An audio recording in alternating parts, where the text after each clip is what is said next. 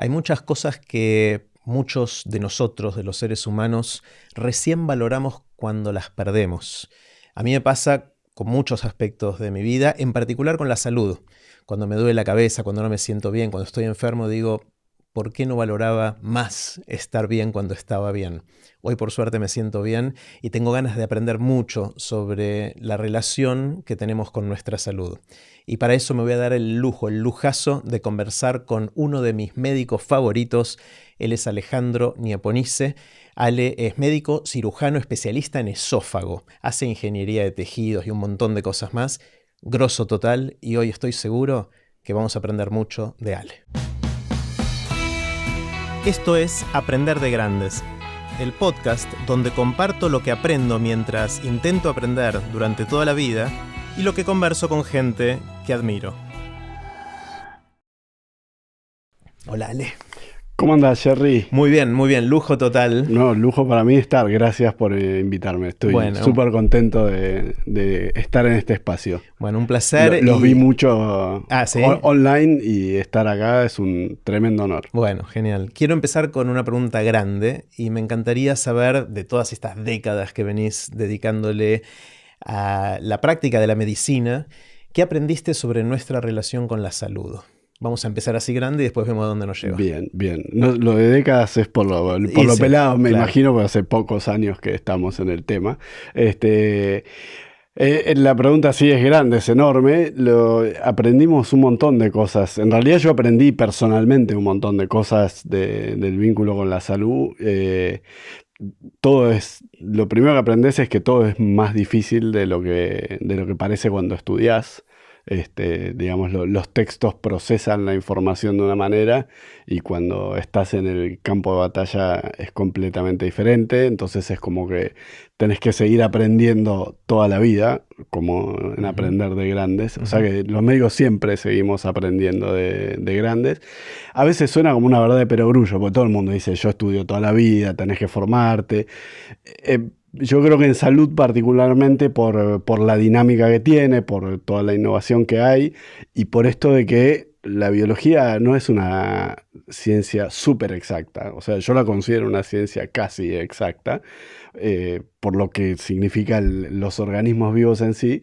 Pero realmente cuando vos empezás a mezclar un montón de variables, los resultados son siempre diferentes. Y en el texto vos lees las cosas con una sola variable, que lo escribe el que conoce mucho sobre el tema y que ve siempre eso y que tiene los sesgos propios de alguien que observa en detalle una cosa y que omite todo el resto.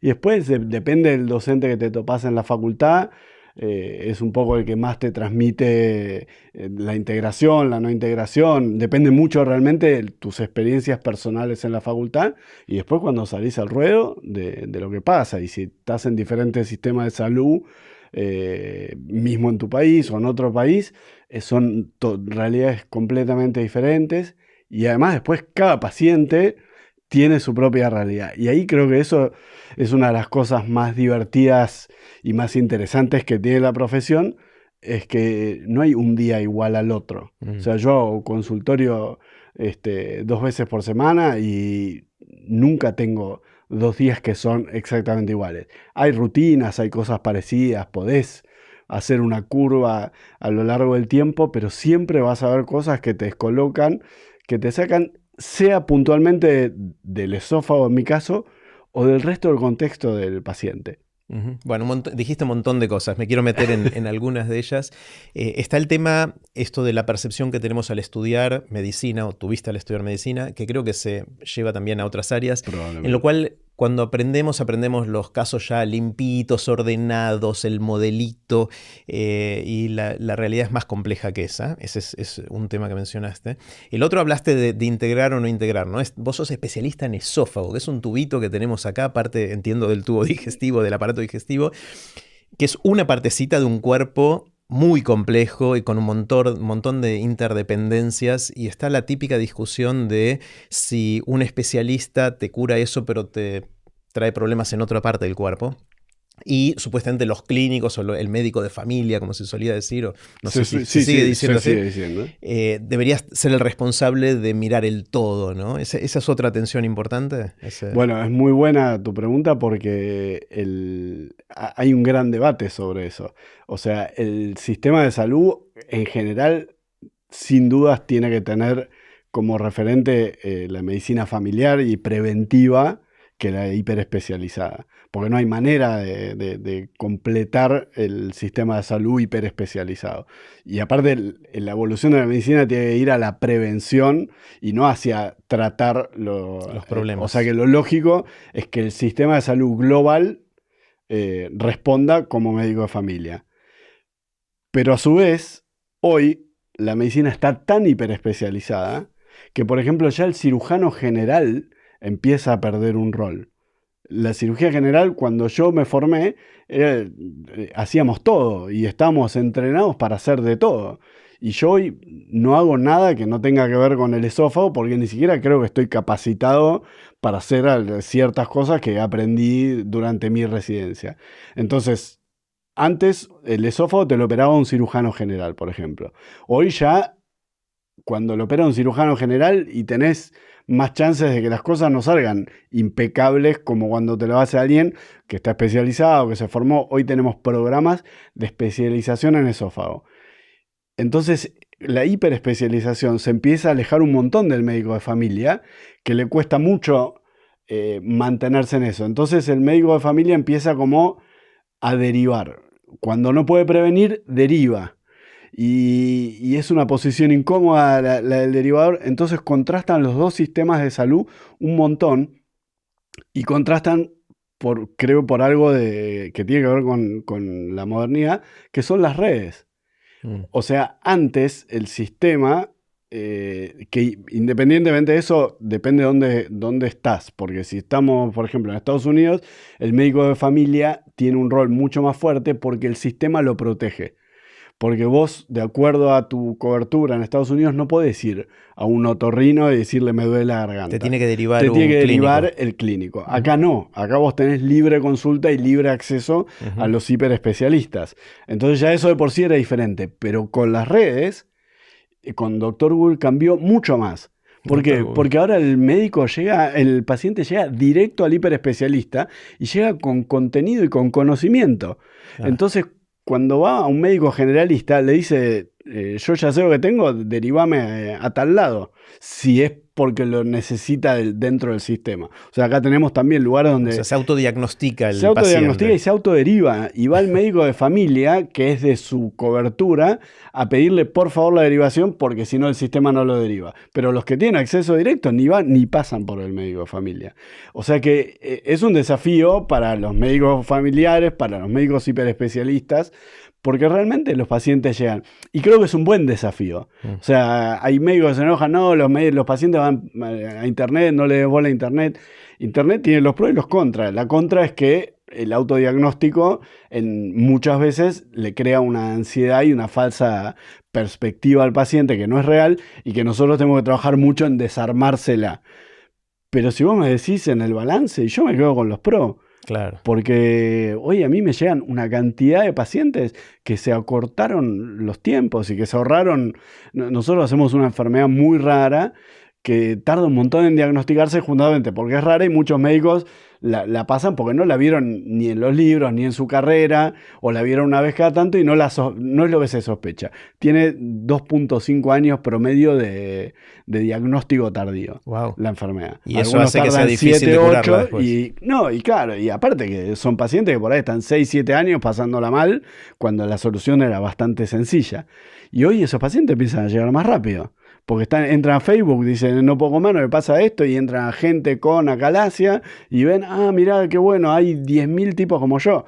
A tal punto que empezamos a replantearnos la prevalencia.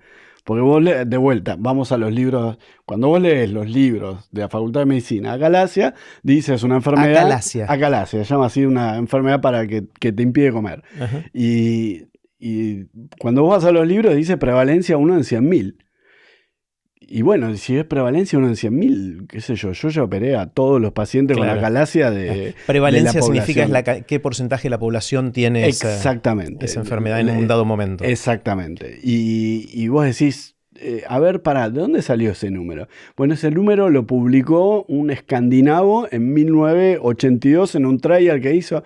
Está mal ese número, Claro. seguro que está mal. Y que seguro si vemos la Bueno, prevalencia pueden mucho más pasar dos alta. cosas. Primero, que haya más acalasia que cuando se hizo eso. También puede ser O que haya haya aumentado. más gente que se lo diagnostica por acceso a información y todo eso. Probable, Entonces, claro, exacto. Las dos pueden quizás las dos pasar, sí. pero bueno, claramente, y en los libros sigue diciendo 1 en 100.000, y para los médicos le dicen a los pacientes, no, lo suyo es rarísimo, 1 en 100.000, y el paciente se va angustiado de por qué me tocó a mí, por qué me saqué La lotería mala. Claro, pero justo el otro día un paciente de Uruguay que tenía acalasia y que quería consultarme y me dice, doctor, yo tengo mucha mala suerte porque yo estuve leyendo, tiene 1 en 100.000, somos 3 millones de uruguayos, somos 35 claro. que tenemos, y le digo, mira, quédate tranquilo que el número está mal, porque si fueran 35 yo ya los operé a todos. Claro. O sea que claramente ese número no es así, bueno, nada.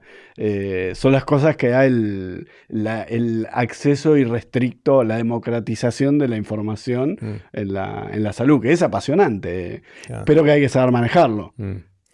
Quiero volver en un segundo, Ale, al tema de la salud personal, pero mirando el sistema, porque sí, hiciste referencia a distintos sistemas de salud y todo eso.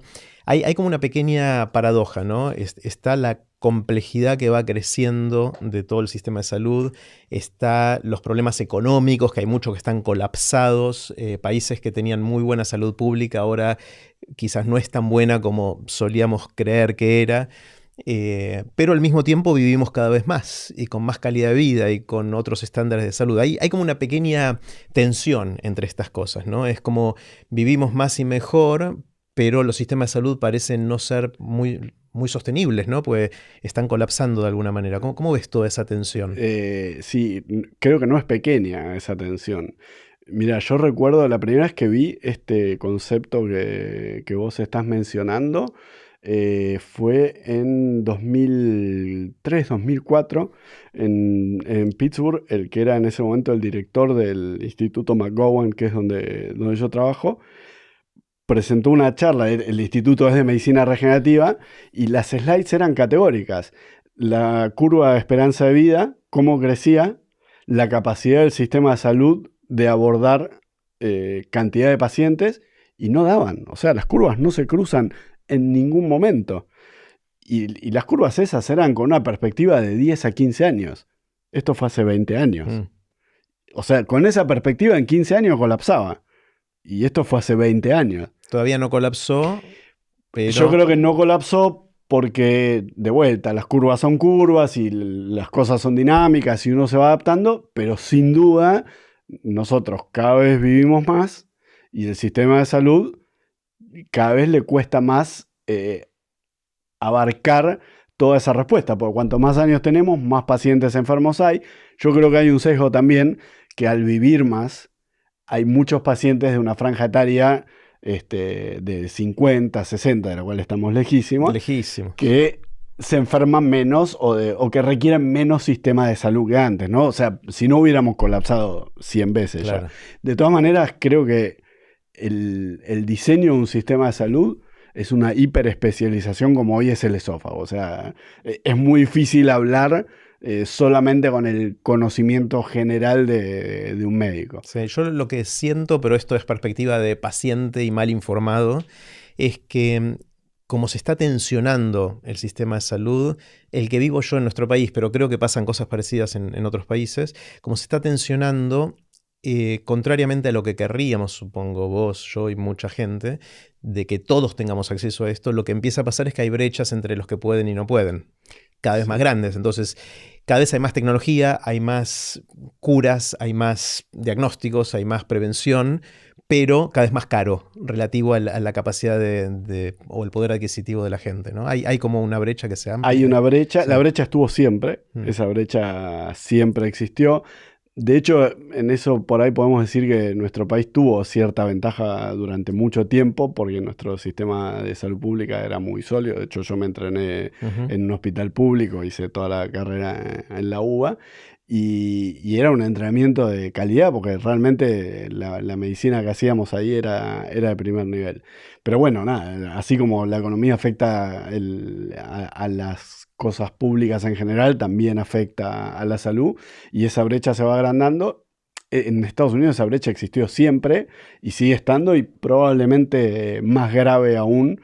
Por esto que vos decís, el acceso a nuevas tecnologías y la presión de la industria en las nuevas tecnologías y hace unos años en el Congreso de Estados Unidos se pasó la ley que se llama la Sunshine Law, que es una ley de compliance, donde se ponía un ojo muy fuerte en la presión de la industria sobre las decisiones médicas, porque si no realmente era inabarcable.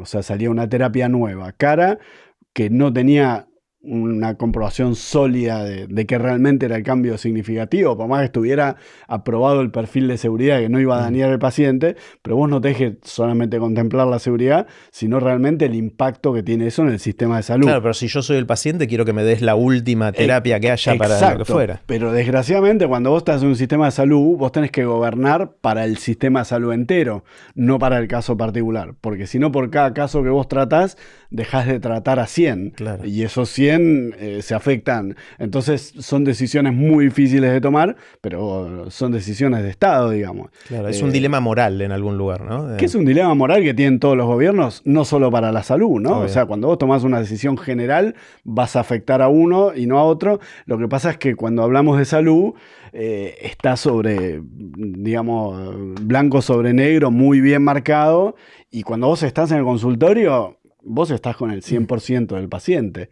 ¿Y cómo le explicas al paciente? No, mire, esto en realidad lo lógico sería que por el beneficio para la población usted se haga un tratamiento que es más barato, pero que por ahí no es tan efectivo porque vamos a ayudar a un montón de... Esa charla no la podés tener en el consultorio. Yo quiero que me hagan... o a mí me pasa con algo puntualmente que es la endoscopía. La gente hoy, bueno, yo me quiero hacer una endoscopía y la endoscopía tiene indicaciones y las indicaciones son claras. ¿Pero por qué son claras? Y porque hay un montón de estudios de costo-beneficio. Entonces vos decís, bueno, si la prevalencia de tu enfermedad es tan bajita, ¿justifica hacer endoscopía de screening a todos los pacientes? En la colonoscopía ya está comprobado que sí. Y están los plazos y está muy marcado porque los números dan. En la endoscopía alta, para enfermedades del esófago, para el cáncer de esófago puntualmente, no está marcado. ¿Por qué? Porque tiene baja prevalencia. Porque es mucho más baja prevalencia. No es que es caro, pero si vos le haces endoscopía a toda la población, vos podés analizar y decir, bueno, con el costo que a vos te implica hacer esas endoscopías a toda la población, la podés invertir en esto y en esto, y el impacto es mucho mayor. Claro. Esos son los análisis que se hacen. Pero de vuelta, esos análisis están sesgados. Entonces, eso está publicado hace 15 años. Y entonces se tomó como el status quo, no se hace endoscopía de prevención. ¿Qué pasó en esos 15 años? La prevalencia del cáncer de esófago aumentó 400%. O sea, es el cáncer que más aumentó en Occidente por encima del resto de los cánceres. Y seguimos tomando decisiones con los datos viejos. Con un paper de hace 15 años. O sea, hoy la prevalencia es más alta, que por ahí justificaría hacer endoscopías. Y porque cuando llegas tarde, el tumor se cura en un 30-40% de los casos, y cuando llegas temprano se cura en el 100 o en el 99%. Entonces, bueno, ¿qué pasa? Ahora en los congresos nuevos empiezan a decir, che, ¿por qué no nos replanteamos esto? Hasta que no estén los marcadores listos, porque parte de nuestra investigación es, ok, detectemos algún gen, algún marcador en la sangre que nos diga a qué paciente hacerle la endoscopía para no llegar nunca tarde al cáncer de esófago. Pero para eso faltan, o sea, hay muchos avances, estamos mucho más cerca, ya hay cosas que llegaron a la clínica, pero el research, salvo cuando hay una pandemia que te acelera los tiempos, sigue siendo lento. Y la pandemia no cambió drásticamente, que ahora toda la innovación en medicina es más rápido. Mejoró un poco, pero sigue siendo lento. Bueno, mientras tanto, ¿y no tenemos que hacer endoscopía de nuevo a los pacientes cuando están haciéndose la colonoscopía? ¿Por qué no le hago una? Y yo te puedo contar un montón de casos de de que nuestro anestesiólogo le dice al paciente, ¿alguna vez hizo endoscopia alta? No, yo vine por la colon. Y dice, no quiere, además, ya que está, hacerse la endoscopia alta. ¿Es con la misma anestesia? Con la misma anestesia, en el mismo mirá. momento. Y el paciente dice, sí, ya que estoy, haceme todo. Service completo. Y por ahí le encontraron un tumorcito así, se curó, o sea, se sacó el golden ticket salvó la vida. de la fábrica de chocolate, ¿entendés? Claro. Y vos decís, y bueno, ¿por qué no revemos los costos ahí? Porque el paciente ya está dormido, la institución es la misma, ¿cuánto vale la hora hombre? ¿Entendés? Claro. Seguramente está mal hecho el impacto, porque el paper estaba publicado. Hora de quirófano, costo de reprocesamiento. Con otra prevalencia. Sí, por ahí la prevalencia, suponete que no sea el mayor impacto, pero calculás todo como de cero, ¿entendés? Claro. Y no, es en el contexto de la colonoscopía, donde ya el paciente está. Hay un montón de debate. Mencionaste al pasar antes que obviamente la prevención es seguramente lo mejor que podemos hacer para nuestra salud. Y creo que hay dos tipos de prevenciones. Uno es estilo de vida, o sea, cómo vivo, cómo me alimento, si hago ejercicios, si descanso, o sea, todas las cosas que tenemos que hacer para estar bien. Sí. Y después está la prevención de hacerse todos los estudios que hay que hacerse cuando hay que hacerse, ¿no? Son dos aspectos distintos. Ahora, a pesar de que es lo mejor que podemos hacer por nosotros, yo creo que la mayor parte de nosotros es más estricto con el service del auto mucho más que con nuestras colonoscopías o lo que tengamos que hacernos en nuestra vida, ¿no? Sí, porque el service del auto se lo hacen a otro. Está bien, pero está en juego tu vida. En el otro caso está en juego el embriague o no sé qué del auto. Sí, pero se lo hacen al auto, no a vos. O sea, a la hora de poner el cuerpo están los temores de que va... Todo el paciente que suele ir al médico con regularidad por precaución o prudencia no tiene en general esos temores porque tiene un buen vínculo empático con su médico generalista que lo deja tranquilo con los estudios que se va a hacer, pero bueno, hay gente que le sigue teniendo terror a una endoscopía, que es algo absolutamente banal para nosotros, y le sigue teniendo terror, y bueno, nosotros tenemos acá historias mediáticas y todo que han cambiado, y que costó mucho tiempo salir del impacto. Y todavía algún resabio queda, pero cada vez que hay un impacto con algún problema endoscópico, automáticamente la gente vuelve para atrás y se pierden diagnósticos. O sea, cada vez que hay un impacto para atrás en la prevención por alguna noticia o por la pandemia, es terrible el impacto. O sea, yo en la post-pandemia es impresionante la cantidad de tumores que vi avanzados que antes no veíamos. Porque la gente no se lo chequeó antes. Pero aparte, muchos que vienen te dicen, vengo a mi control porque lo suspendí todo en la pandemia. Y cuando se tiene que controlar todos los años, se controlan cada 4. Es muy grande el impacto. O sea, nosotros medimos el impacto de la pandemia por las muertes del COVID y algunos hablan de las muertes cardiovasculares, pero fue en toda la salud. El retraso del acceso a la medicina fue muy, muy grande. ¿Qué podemos hacer para ser más preventivos con nuestra propia salud, para cuidarnos mejor? Yo creo que gran parte está en las campañas a nivel general, institucional. O sea, todos los gobiernos hacen campaña, las instituciones, los centros de salud hacen campaña, la divulgación científica. Esto es recontra importante. Esto es de alguna manera divulgación científica y es recontra importante. Porque por ahí en esta charla hay gente que se queda tranquila, todos los que están escuchando el podcast, que son un montón, se quedan tranquilos y les queda picando y dicen, no, yo voy a ir, me voy a hacer los controles, que también lo vemos, o sea, el feedback de una buena campaña hecha en internet es impresionante. Los pacientes vienen al consultorio, vengo por este video, vengo porque lo vi en internet, vengo por esto, o sea, es que no hay que subestimarlo en nada. A veces los médicos no queremos, digamos, perder tiempo, sentimos que no es lo más importante cuando tengo que tomar una decisión o algo. Bueno, la divulgación científica puede esperar. Y yo creo que es tan importante como lo otro, porque si nosotros logramos que los pacientes lleguen antes, por ahí ni siquiera los tenemos que operar. Entonces, de vuelta va en línea con este concepto que hablamos siempre de investigar cómo no operar a las personas. Es la mejor forma para mí como cirujano de tener la mejor atención. Te cuento, Ale, una fantasía que tenía de chiquito. Yo quería vivir para siempre, ser inmortal y todo ese tipo de cosas, ¿no? Y mi fantasía era que me iba a hacer resonancias, tomografías, PETs, todo, con la mayor frecuencia posible.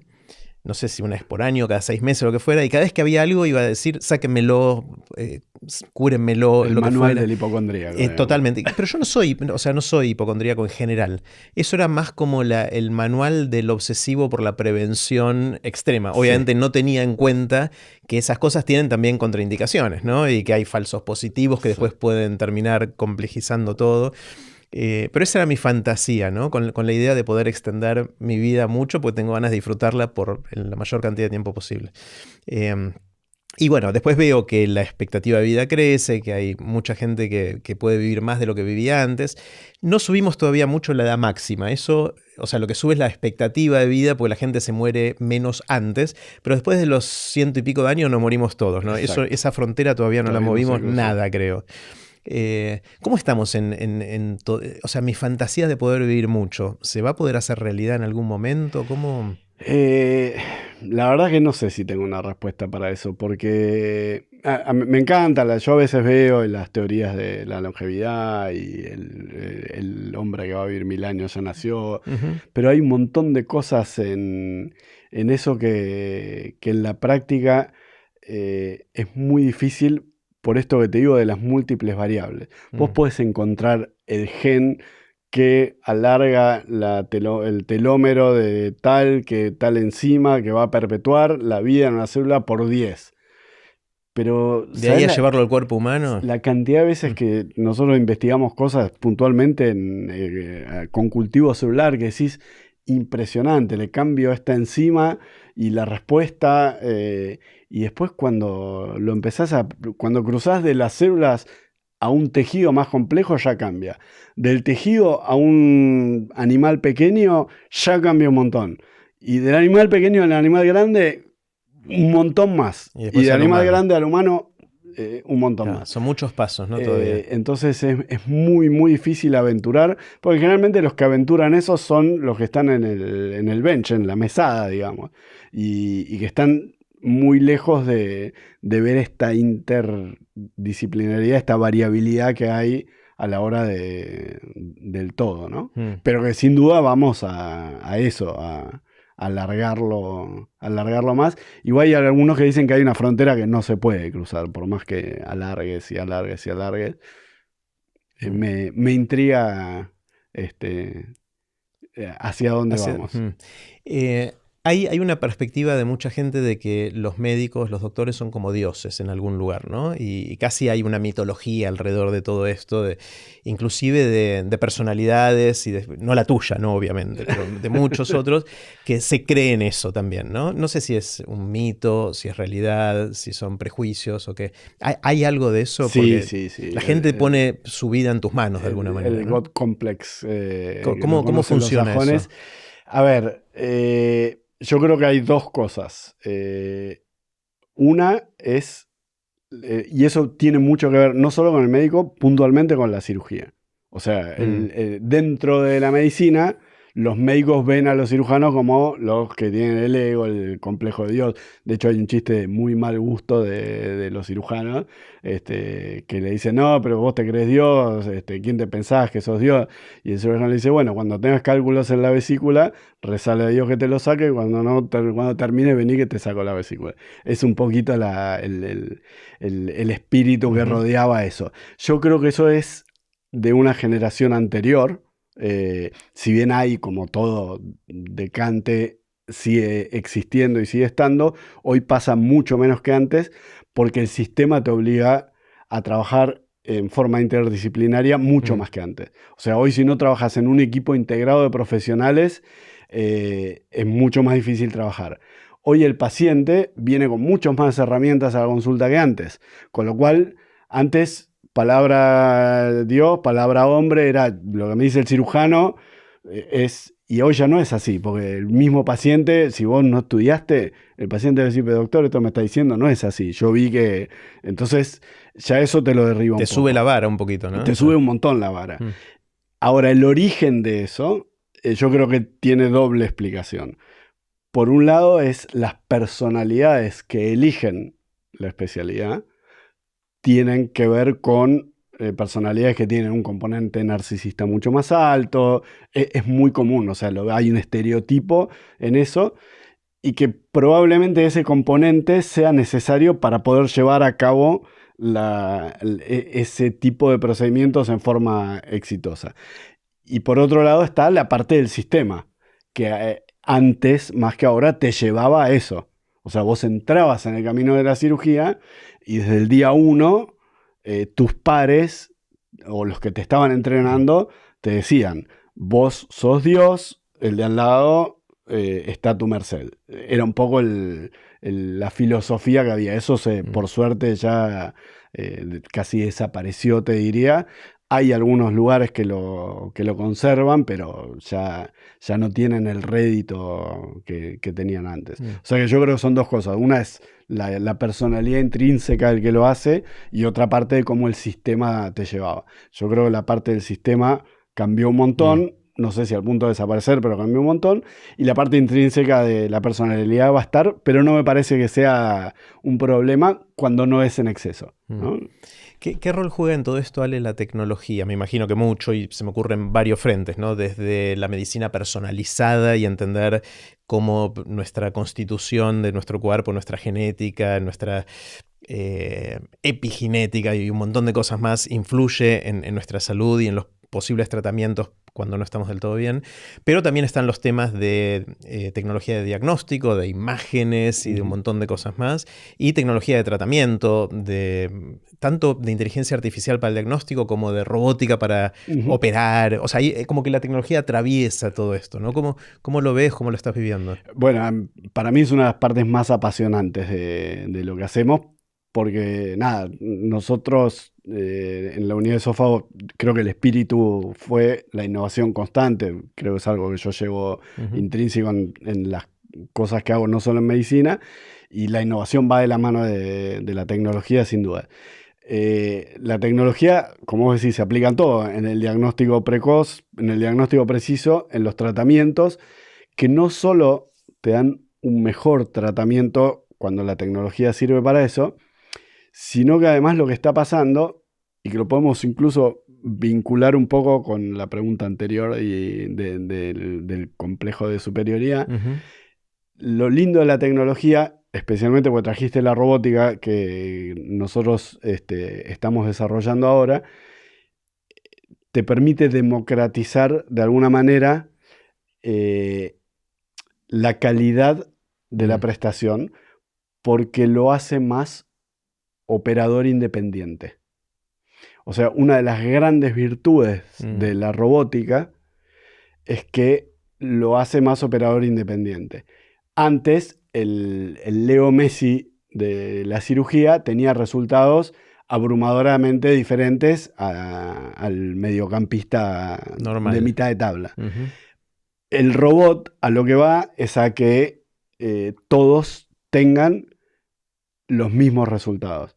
Porque el robot incorpora, todavía no está en su mayor esplendor, pero cada vez más están los proyectos en los que se va a incorporar inteligencia artificial para que el robot te haga como un GPS, que no solo la destreza técnica sea mejor, sino que además te dice, por acá no, ojo con esto, acá sí, hasta llegar al auto autónomo, ¿no? Estamos muy lejos del auto autónomo, pero ya se empieza a hablar, bueno, a ver, si yo tengo que coser un cañito y lo coso todos los días igual, ¿quién lo va a hacer mejor, yo o el robot?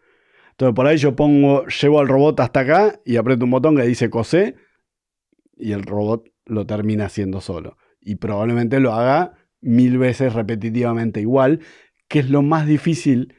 Si vos me preguntás a mí hoy, ¿cuál es el desafío para hacer una cirugía difícil, de las más complejas? Hacerla siempre igual.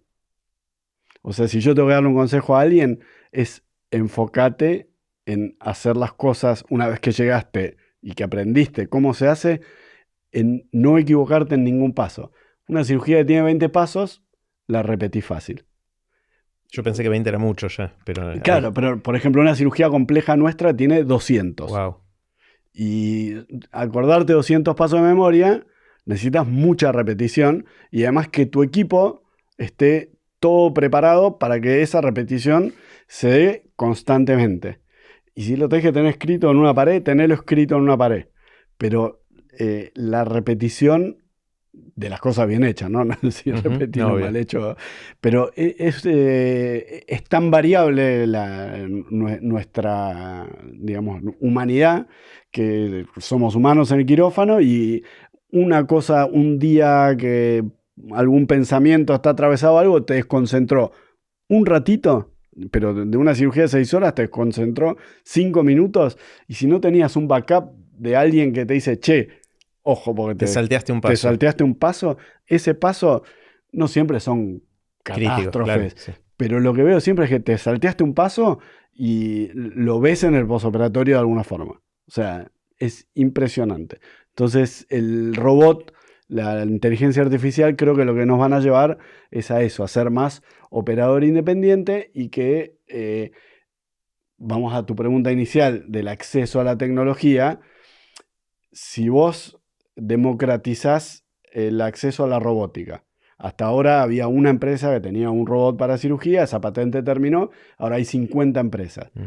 Me lleva a la charla esta de Emiliano Kargeman de la democratización de los satélites. Bueno, algo parecido va a pasar con la robótica. Cuanto más gente pueda acceder y más gente pueda usar o diseñar robots, ya empiezan ahora, hay proyectos de robot para cualquier cosa. Entonces, con 1 millón de robots, con 1 millón de empresas de robótica, va a llegar mucho más acceso a que todos los médicos puedan dar una calidad de medicina mucho más estandarizada. Ahí la tecnología ayuda mucho a que el médico sea tan bueno como podría ser, digamos, al punto tal de que en algún momento ya ni siquiera es necesario cuando llegue el cirujano robótico autónomo. Lo mismo supongo que pasa en temas de diagnóstico, donde obviamente hay un tema de poder leer a través de inteligencia artificial todos los resultados de todos los testeos que te hiciste, de saber tu historia clínica y de saber todos los papers jamás publicados sobre el tema, ¿no? Que eso ningún médico puede estar al día, por más especializado que sea. Ahí ya también nos van a ganar rápidamente. Mucho más rápido que con la parte asistente, que con la parte instrumental, si claro. se quiere. O sea, creo que el diagnóstico médico va a ser de las primeras cosas en las que seamos parcialmente reemplazables por esto que decís, el contenido, todo indica. De hecho, hoy nuestros protocolos en la endoscopía ya tenemos programas de inteligencia artificial que vos vas con el endoscopio y te desafía lo que vos estás viendo.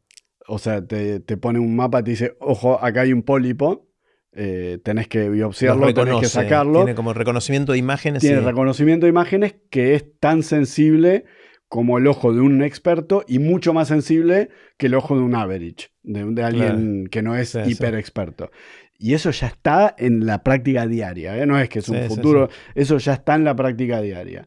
Entonces, patología para el análisis de el análisis de la biopsia, el ojo de un patólogo mirándola, el patólogo de hoy es como los traductores de Santi Bilinkis hace 10 años, ¿entendés? Claro. Para meterme yo en un buen lío. Claro, O sea, hoy vos pones un slide y hay una computadora que puede procesar imágenes y te compararlo dice que hay infinitas veces. O sea, todavía estamos en un proceso de cómo utilizar esa tecnología, pero claramente va hacia ahí.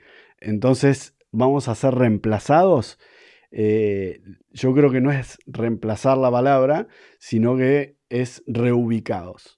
O sea, el médico no va a ser reemplazado, sino que va a ser reubicado. ¿Para hacer qué? ¿Cuál va a ser la especialidad? Porque yo creo que lo que no es reemplazable en nuestra humanidad, y creo que lo has charlado con otros también, es la empatía. Y la empatía no es solo porque el médico me trató bien. La empatía hace que un paciente tome decisiones.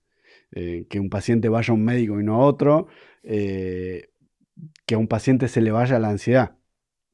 O sea, si vos en una consulta médica sos empático, por ejemplo, un paciente que tiene un diagnóstico, yo hago una patología que es premaligna.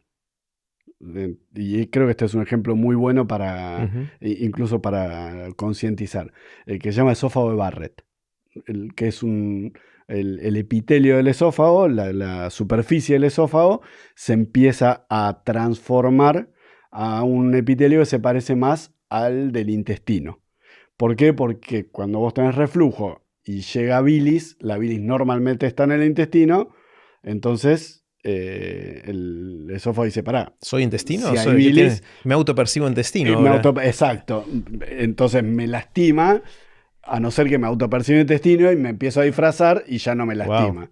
Wow. Pero ¿qué pasa? Yo digo, es como llevar a alguien de Boca a la Popular de River, ¿no? Se puede sacar la remera, se pone la remera de River, grita los goles de River. Pero en el fondo es sigue bostero, siendo de Boca. Claro. Bueno, alguno de esas células se pueden transformar y dan el cáncer de esófago. Entonces es una enfermedad premaligna. Pero la incidencia del cáncer de esófago en el esófago de Barrett depende de cómo vos la mirás. Es 15 veces más alta que en la población que no tiene Barrett. Entonces vos decís, me muero, esto es terrible, pero es un 0,5% año de los que tienen Barrett. Claro. Sigue siendo baja a pesar de que es mucho más alta que la otra. Es muy baja y la gran mayoría de los Barrett probablemente nunca terminen en nada. Pero ¿qué pasa? Si yo tengo Barrett y entro a internet, lo más probable es que vos pongas Barrett y que Google 15 solo... veces más. No, Google solo cuando vos pones Barrett te completa cáncer de esófago. Claro. ¿Cómo salís de eso? Claro. Entonces vos dormís toda la noche, todas las noches, pensando que tu Barrett se va a malignizar. No, bueno, pero internet me dijo, sí, vos, un ingeniero que es súper lúcido y qué sé yo, sabe que la prevalencia y la incidencia, por más estadística que manejes en tu cabecita, te va a seguir pasando. El único que te saca de esa ansiedad es la empatía con el médico. Porque vos podés ir a un cirujano, doctor, me vengo a sacar el Barrett, un endoscopista. No, no hace falta, te dice. No, eso no hace falta. Vos está bien, tomá esta pastilla, eso no hace falta. Ese paciente es imposible que se le vaya la ansiedad. Y esa ansiedad implica un pico de cortisol, de hormonas, de esto, que tiene impacto en otros aspectos en la biología y quizás también en la autoinmunidad y en el Barrett. O sea que la empatía realmente... Claro. Ahora, qué loco, ¿vale? Porque esto de la empatía, que me hace mucho sentido, es algo que con turnos cada vez más cortos, por cómo funciona el sistema de salud, es difícil de hacerlo, con doctores que ni conocen a sus pacientes, pues no les da el tiempo. Sumado al hecho de que esto nos enseña, entiendo que en la facultad no tenés una materia que se llama empatía, tenés anatomía, fisiología y un montón de cosas más, pero la parte más humana de la relación doctor-paciente no es algo que entrenemos a los doctores en eso, ¿no? Exactamente. Podés tener un par de docentes en toda la facultad que te hablen del tema. Que te hablen del tema. Porque tienen buena onda. Porque tienen buena onda, porque saben te transmiten su experiencia. Claro. De hecho, yo lo hago cuando le enseño pero no está en la currícula eso. Pero no está en la currícula. Hay algunas cosas de modernización y todo que llevan hacia, pero claramente no es algo que se hace, sino que se aprende al andar y que se aprende... Y yo creo que no solo se aprende en el sistema, se aprende en la vida, digamos. Claro. O sea, vos lo aprendés en tu casa, lo aprendés en tu entorno, con tu gente. No es solo algo, la empatía no es solo algo que te da la medicina. O sea, yo creo que la empatía es algo generalizado a las relaciones de los seres humanos en general. Claro. O sea, si yo voy a un abogado para que me defiendan algo y no tengo empatía y probablemente esté incómodo y me vaya peor que si tengo buena química. Claro. Y si estás haciendo una obra, una refacción y tenés empatía, te va a ir mejor. Sí, pero es algo que no se enseña en ninguna de esas carreras. Exacto. No sé si es enseñable. Habría que ver cómo... Es una buena pregunta. ¿Se puede enseñar la empatía? Y Probablemente se pueda entrenar la empatía. Sí, no sé si enseñar, pero... Sí. Y por lo menos subir la conciencia de que es algo importante en el rol que vas a jugar y que va a hacer la diferencia entre que hagas bien tu trabajo o no. Pero aparte la discusión de la tecnología en la medicina aplica a las otras profesiones también. Totalmente. O sea, el reemplazo de las profesiones... Claro. Por ahí en salud es más tangible que la empatía va a quedar, pero yo creo que aplica a todo, ¿no? Y me parece que hay un problema más grave que eso y es la autoselección de gente que decide estudiar medicina. Históricamente, como no teníamos esto en el radar, la gente que suele ser más empática y más orientada a ponerse en el lugar del otro y entender los mambos que pueda tener o las angustias que puedan surgir de todo esto, no elegía medicina, porque no era lo que uno tenía en la fantasía de lo que hacía el médico. Era más quizás lo que vos dijiste antes, la figura más narcisista de yo te curo, y veo el cuerpo, no veo la persona, sino que veo un cuerpo a ser curado. Hay como una autoselección, ¿no? De los perfiles que Sí, naturalmente son más empáticos o no. es buena tu consideración. Sí, yo no lo había pensado de ese lado, como que se autoexcluían, los empáticos se autoexcluían. Claro. Sí lo ves mucho por ahí en la selección de especialidad. Cuando vos ves un estudiante terminando, de acuerdo al perfil de cada uno, más o menos ves hacia dónde se orienta. Digamos, los que se orientan hoy a clínica médica claramente tienen una personalidad mucho más empática que el que se orienta a cirugía, digamos. O sea, el cirujano empático es casi un oxímoron en la década pasada. Claro. Hoy, digamos, lo podés tener, algunos te lo recalcan como una gran virtud. Para nosotros es natural, digamos, es la forma en que debe hacerse. Yo tuve un maestro que era, o tengo, mi socio, mi padre quirúrgico, es extremadamente empático, pero es extremadamente empático en la vida. Claro. Y me formó así y yo lo aprendí así, no lo conozco de otra manera. O sea, yo no hago un esfuerzo por ser empático en el consultorio. No es algo que me propongo hoy a la mañana, le voy a poner empatía. Es, digamos, como caminé desde el primer día. Claro. Con todo esto vamos a, en el futuro, necesitar más o menos médicos.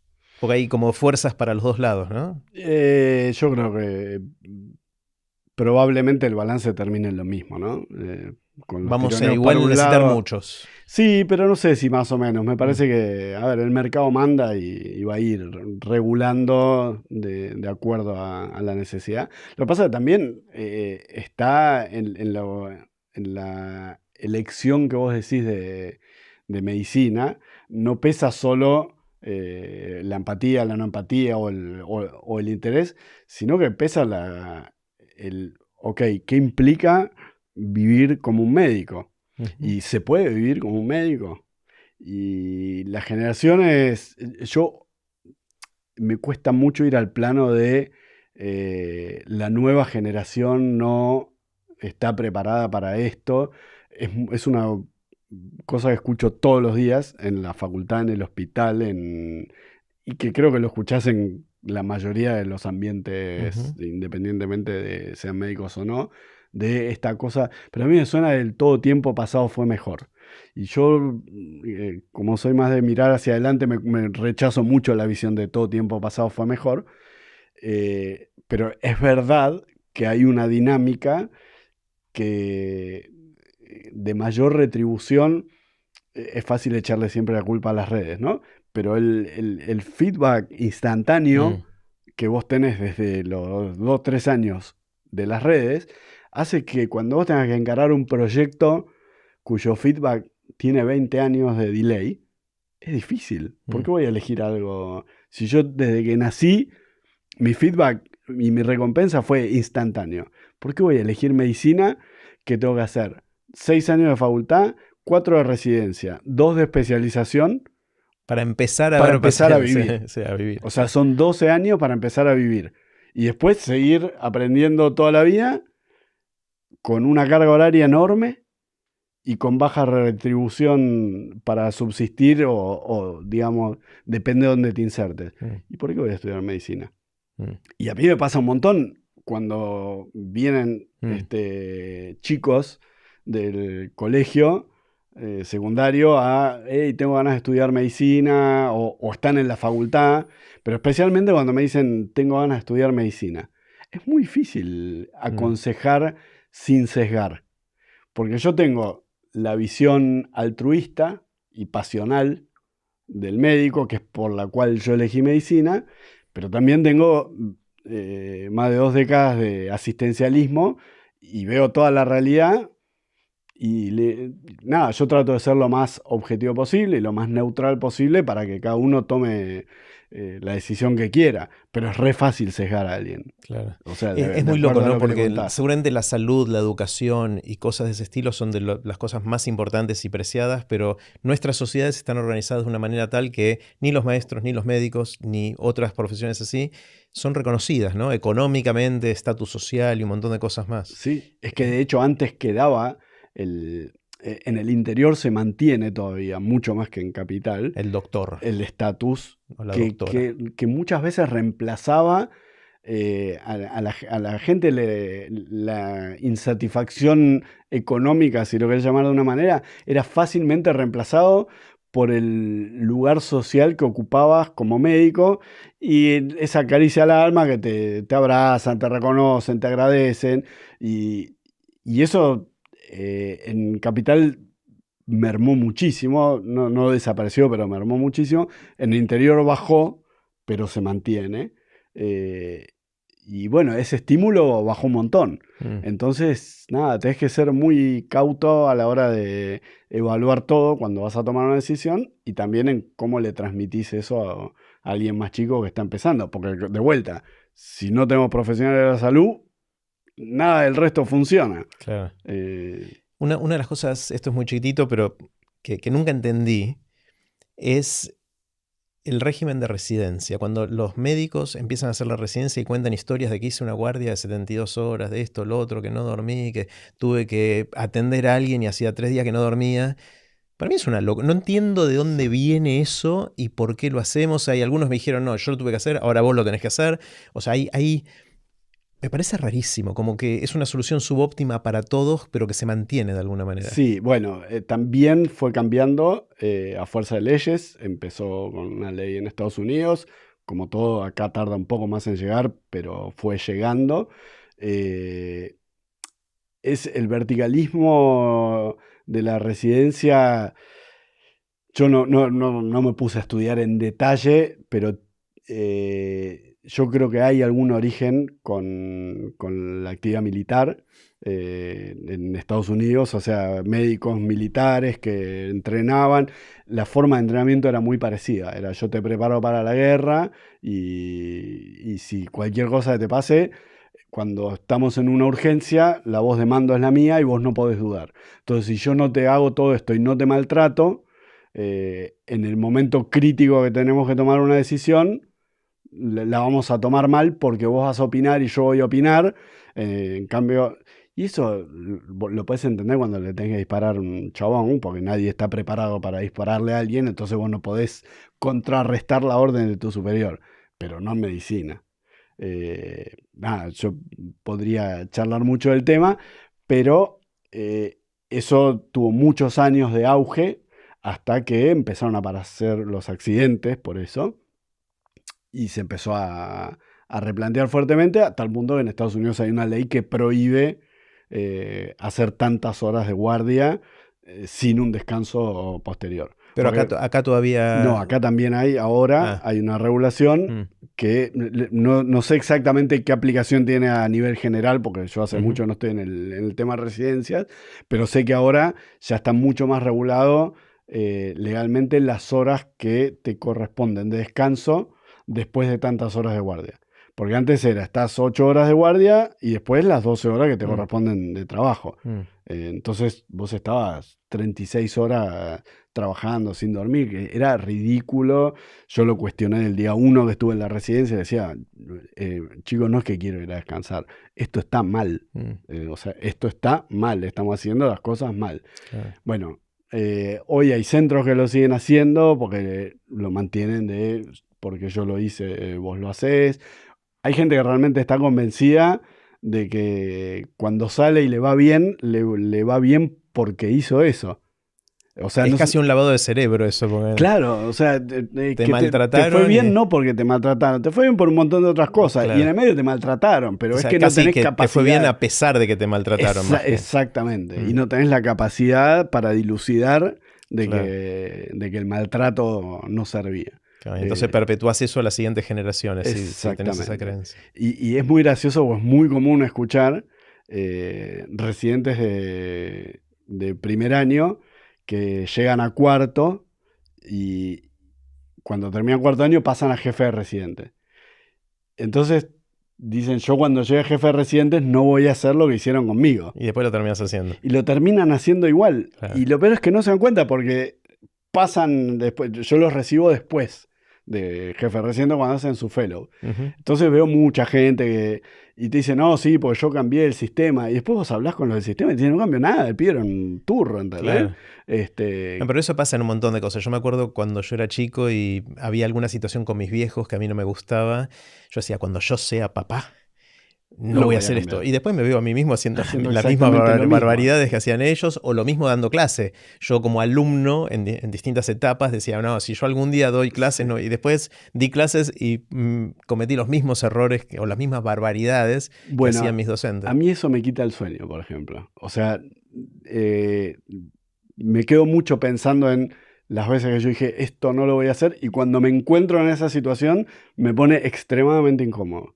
Y hago algo por Tratás de por no cambiarlo. De no caer en eso que dijiste que no ibas a hacer. No, y de cambiarlo drásticamente. O sea, para mí es algo que realmente me incomoda.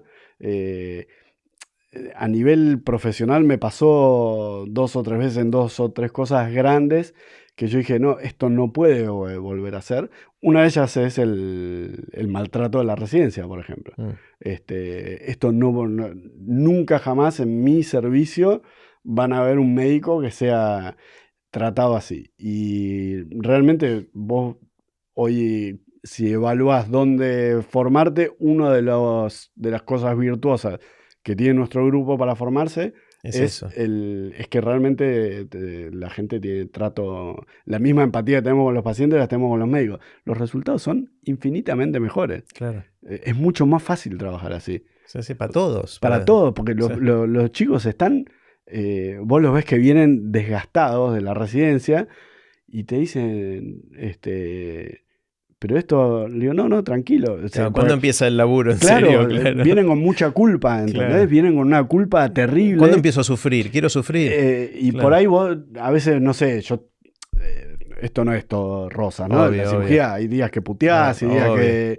Y por ahí yo estoy en un momento medio complejo de la cirugía y pego un par de gritos y a los 2 minutos le digo, disculpá, y me dicen, Ale, o sea, esto no es nada, te dicen. Claro. Que yo perdí noción de lo que era. Pero no solo en eso, en un montón de cosas, incluso como padre, vos decís, no quiero caer en esta.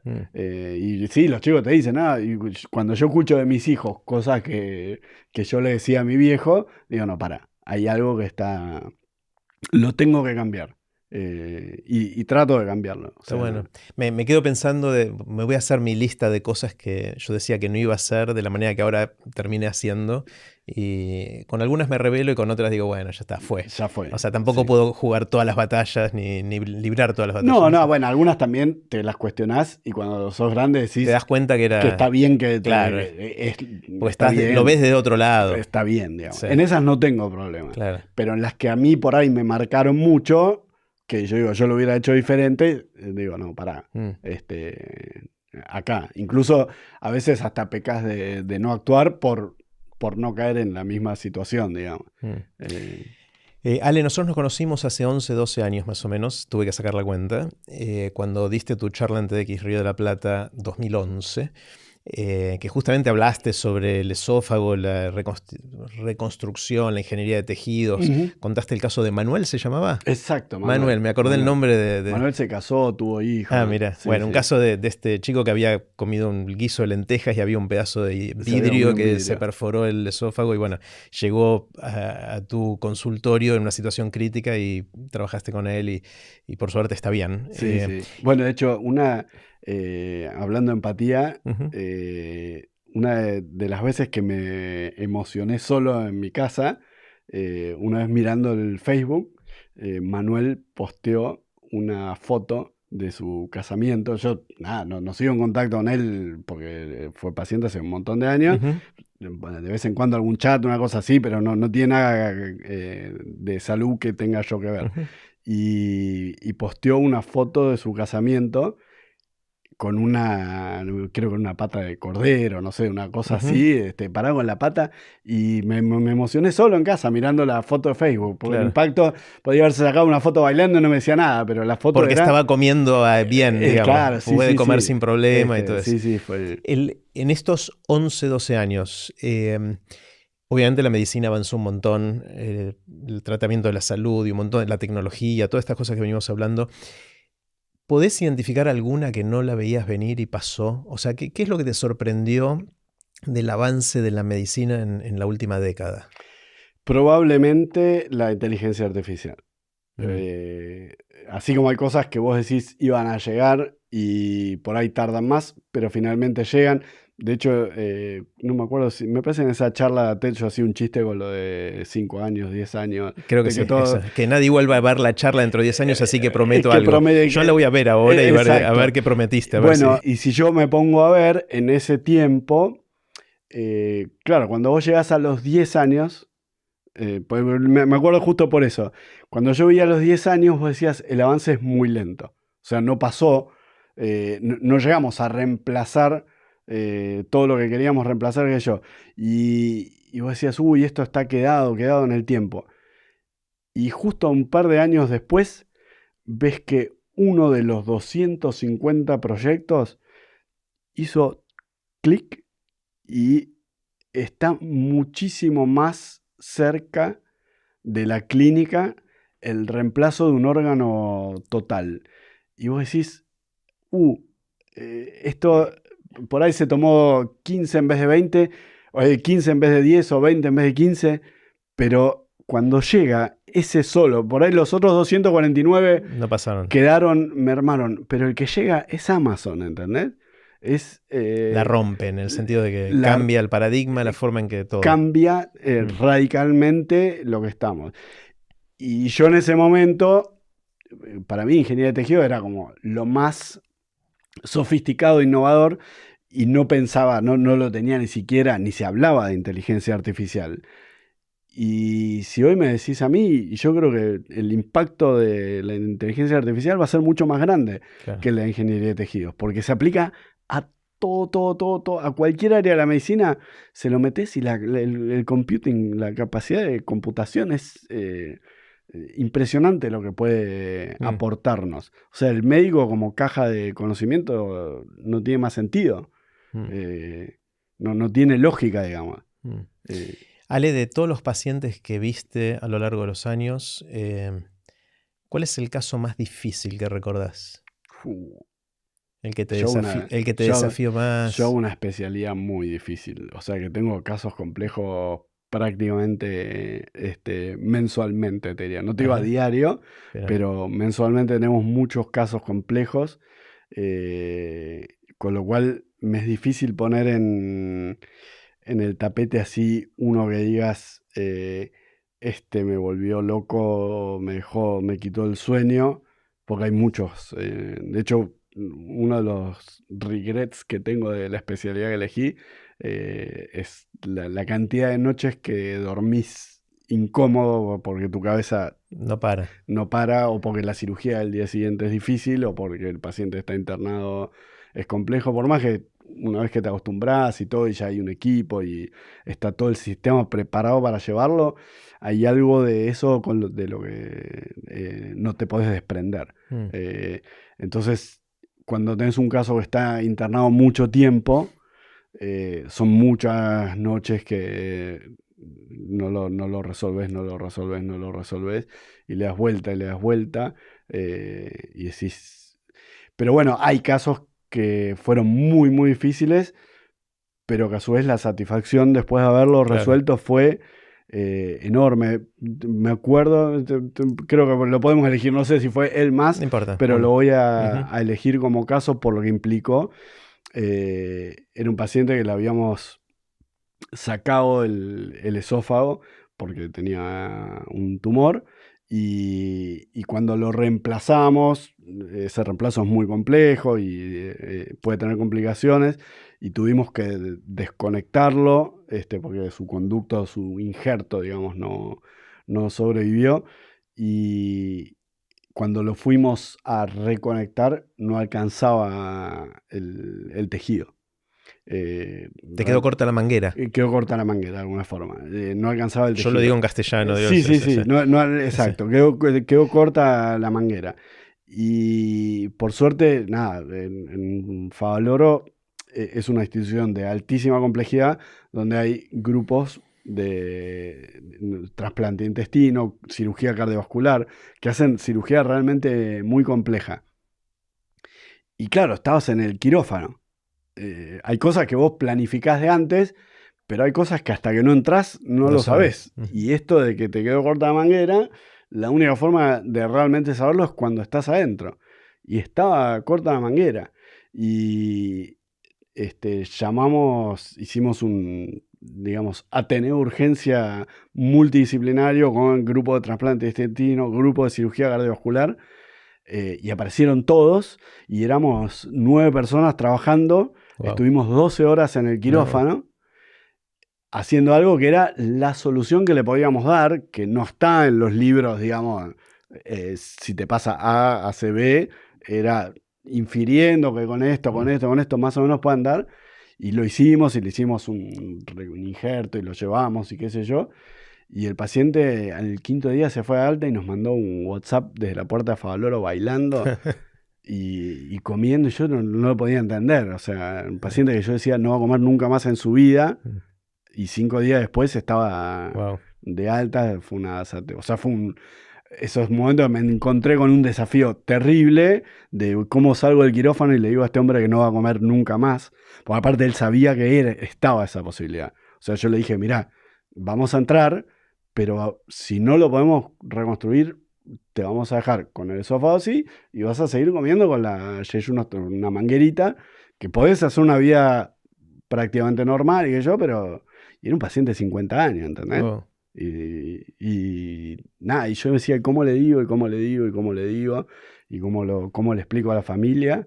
Y nada, después nos abrazábamos los otros médicos de lo que fue hacer eso, ¿entendés? Porque fue, estaban justo en el quirófano al lado, aparte encima estaban operando al lado, o sea que fue... Hubo suerte también. Hubo un componente de suerte también, porque a veces tenés que programar y decir, bueno, lo tengo que diferir para que... Claro. Estaba al lado, dijo, yo me encargo, quedate tranquilo, vení, yo sé hacer esto, vamos, pum, pum. Y se dio, así que puedo tomarlo como uno de los casos más. Qué bueno. ¿Y cómo te llevas, Ale, cuando las cosas no salen bien? ¿Cómo te llevas con la muerte? Porque en muchos casos podés hacer estas cosas casi milagrosas y a veces las cosas seguramente no funcionan. Sí, ¿no? Sí, mucho. En esófago pasa un montón. Nada, tenés que aprender a convivir. Otra de las cosas que no te enseñan en la facultad. Yo creo que tiene también un poco... cuando uno elige medicina, elige por diferentes motivos, ¿no? Y en mi caso, yo puedo identificar 3 factores probablemente. Uno, digamos, el pasional, el interés que te lo puede despertar algo en particular. Yo me acuerdo puntualmente en un campamento, que aparte me lo pongo a pensar hoy, es una locura. O sea, el médico del campamento, que vos lo ves, y generalmente el médico del campamento es el chico que está estudiando y terminando la residencia y que se quiere hacer unos mangos y va al campamento. Y ese no era ni siquiera cirujano.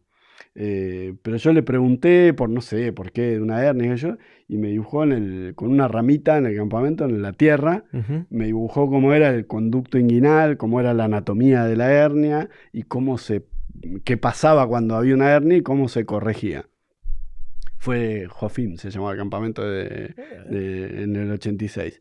Y cuando volví del campamento, mi viejo es médico y me pasó a buscar por el campamento y le conté apasionado lo que había aprendido, y se ve que lo debo haber puesto en palabras muy técnicas para un chico de 11 años, que mi papá se dio vuelta para atrás, no me olvido más la mirada de mi viejo, de qué pasó ahí, y ese es mi primer recuerdo de que yo quería estudiar medicina. Mirá. O sea que está la parte pasional, que en general es temprano, por ahí lo mío fue muy temprano, pero en general la parte biológica los chicos lo eligen 12, 13, 14, 15 años.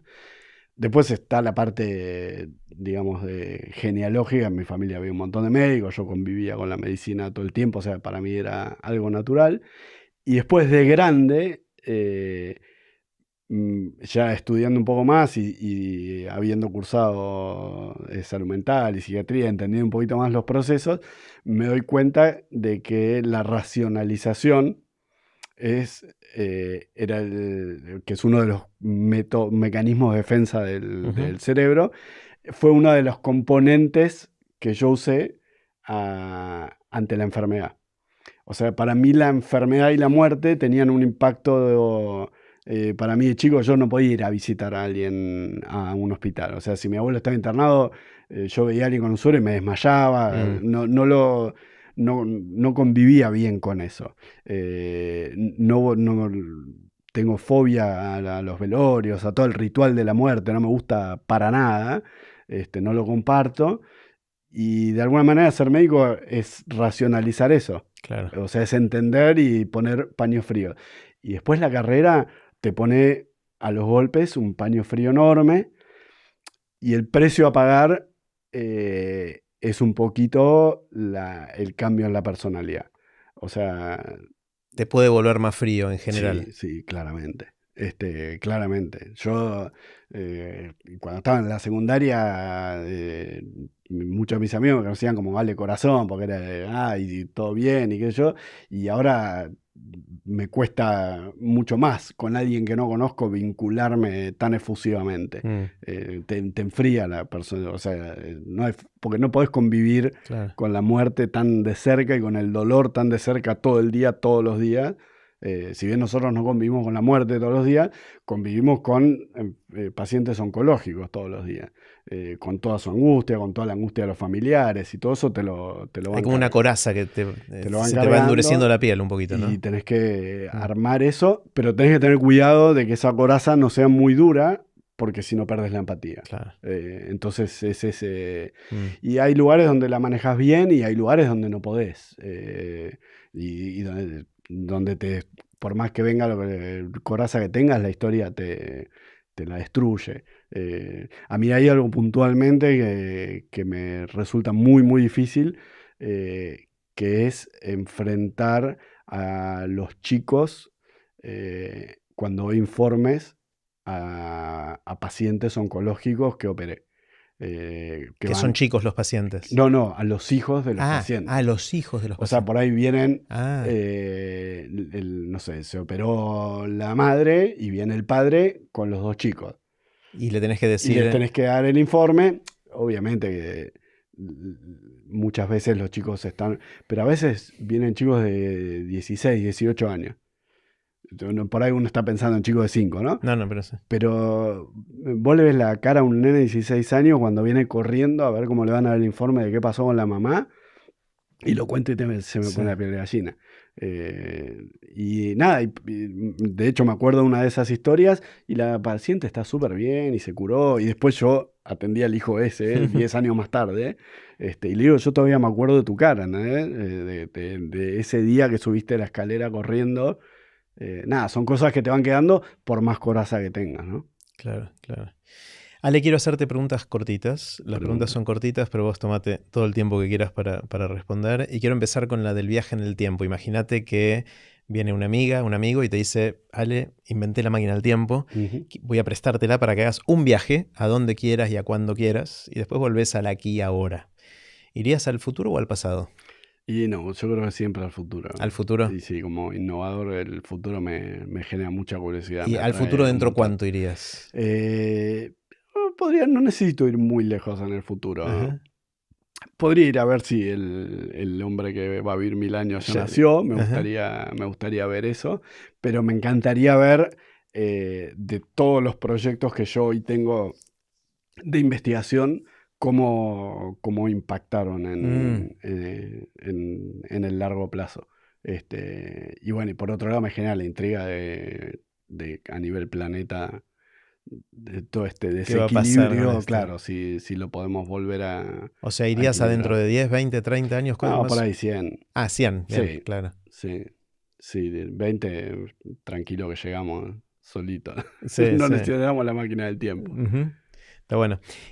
¿Hay algo que sepas hoy, Ale, que no sabías cuando estabas empezando y te hubiese gustado saber? Es decir, si pudieras hablar con el Ale más joven, ¿qué le dirías? Eh,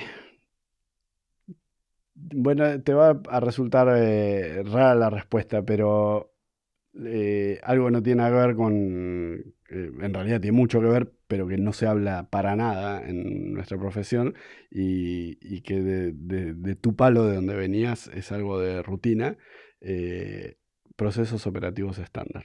Mira la respuesta que te voy a dar. Procesos operativos estándar. Si Esto que nos, decías de los 200 pasos de la cirugía. lo mismo para cualquiera, o sea, para armar tu servicio, para llevar adelante un servicio de cirugía, de medicina, de lo que fuera, para la vida en general. O sea, si yo le tengo que enseñar a alguien hoy en la facultad algo, de hecho lo hago con mis alumnos, con los que tengo interacción, le digo, enfócate en procesos operativos estándar. Y cada vez que hay un error en nuestra unidad o que algo no fue como tenía que ir, les digo, mañana quiero un SOP de esto. No podemos SOP volver. es esto, SOP. Sí. Standard Operative Procedure. Sí. Eh, no puede volver a pasar. Un poco inspirado en el cirujano, uno de los máximos cirujanos de Estados Unidos en décadas pasadas es argentino, Ajá. Carlos Pellegrini. Y era una pasión. Carlos Pellegrini, igual que el prócer, digamos, se llama. Exacto, igual que el prócer.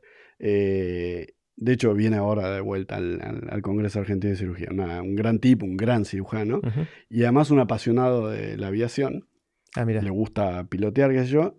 Y además es vecino del que en ese entonces era el CEO de United. Ajá.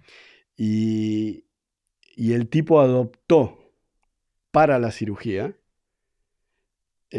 un montón de cosas de la aviación. Claro, Y el prechequeo antes del vuelo de los pilotos. bueno, de hecho ahora existe un estándar que se llama el checklist.org de cirugía y que en todos los quirófanos se hace un timeout y se hace el checklist de esto, esto y esto y esto, porque antes te sacaban el riñón derecho y te tenían que sacar el izquierdo y pasaba una vez cada millón de veces, pero pasaba.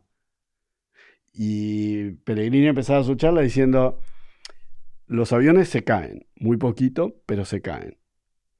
Lo que no van a encontrar nunca, o muy, muy rara vez, es un avión que se caiga 2 veces por la misma causa. Y es un avión. Nosotros cometemos tantas malapraxis por año, ¿no? Y te ponía la estadística de Estados Unidos y decía, y eso pasa año tras año, tras año, tras año, tras año. O sea, ¿cómo puede ser que no aprendamos?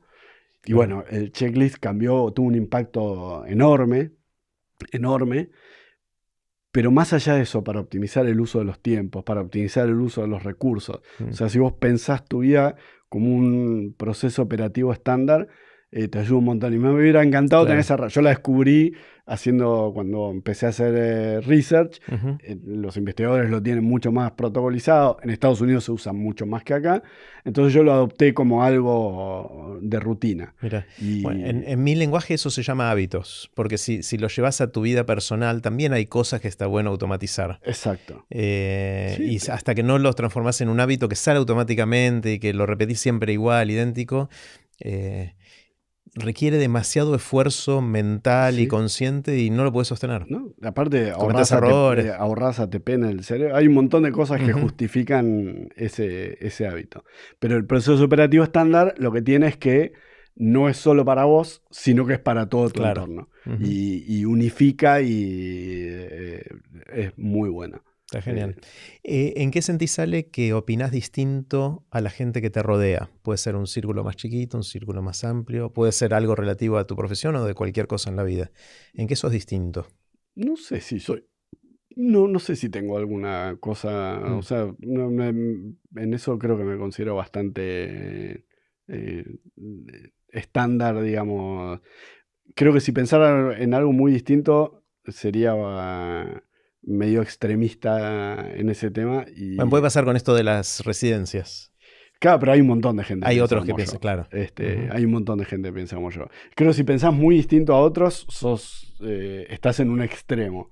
Y en eso sí soy anti-extremo. Claro. O sea, no me gustan los extremos para ningún lado. Ujú. Me parece que en general, por ahí fui más extremista antes y eso me llevó a perder el pelo. a perder el pelo, claro, y no ser. Y hoy me encuentro mucho más cómodo en entendiendo el otro extremo, dialogando. Entonces, no sé si pienso diferente, muy diferente. Por ahí, si hablamos en prevalencia, hay menos gente por ahí que tiene la actitud de innovación porque implica tomar riesgo. Ujú. Y vos sí la tenés. Y yo la tengo, digamos, pero hay un montón de innovadores, Sí, digamos. sí, sí. O sea, con los innovadores me veo en común esa cosa de pensar distinto de que vale la pena el riesgo. O sea, la mayoría por ahí dicen no vale la pena el riesgo. Y yo siempre le veo la visión de que vale la pena ese riesgo porque el proceso te lleva a aprender un montón de cosas y avanzar. Pero no creo que tenga algún pensamiento mágico así distinto. ¿En qué cambiaste de opinión? ¿Qué venías pensando por un lado y en un momento te diste cuenta y decís, no, la cosa va para el otro? Mira, una de las cosas que puedo decir que cambió de opinión es en la religión. Ajá. Los científicos en general tenemos bastante adversidad a conductas religiosas que no estén sustentadas, digamos, que se opongan al pensamiento. ¿Te referís a los rituales o a las creencias? Sí, a los rituales, Ajá. a rituales religiosos que no tengan una. Entonces, siempre, nunca fui antirreligioso. Y siempre mantuve con mi familia la cordialidad. La cordialidad y la cotidianeidad de eso, pero nunca me vi, de hecho mi familia tampoco, o sea, nunca fuimos, y en mi cabeza era, me costaba entenderlo, o sea, me costaba entender por qué un extremista islámico era así, por qué un judío ortodoxo, por qué un obispo, cuáles eran los extremos religiosos que podía llevar.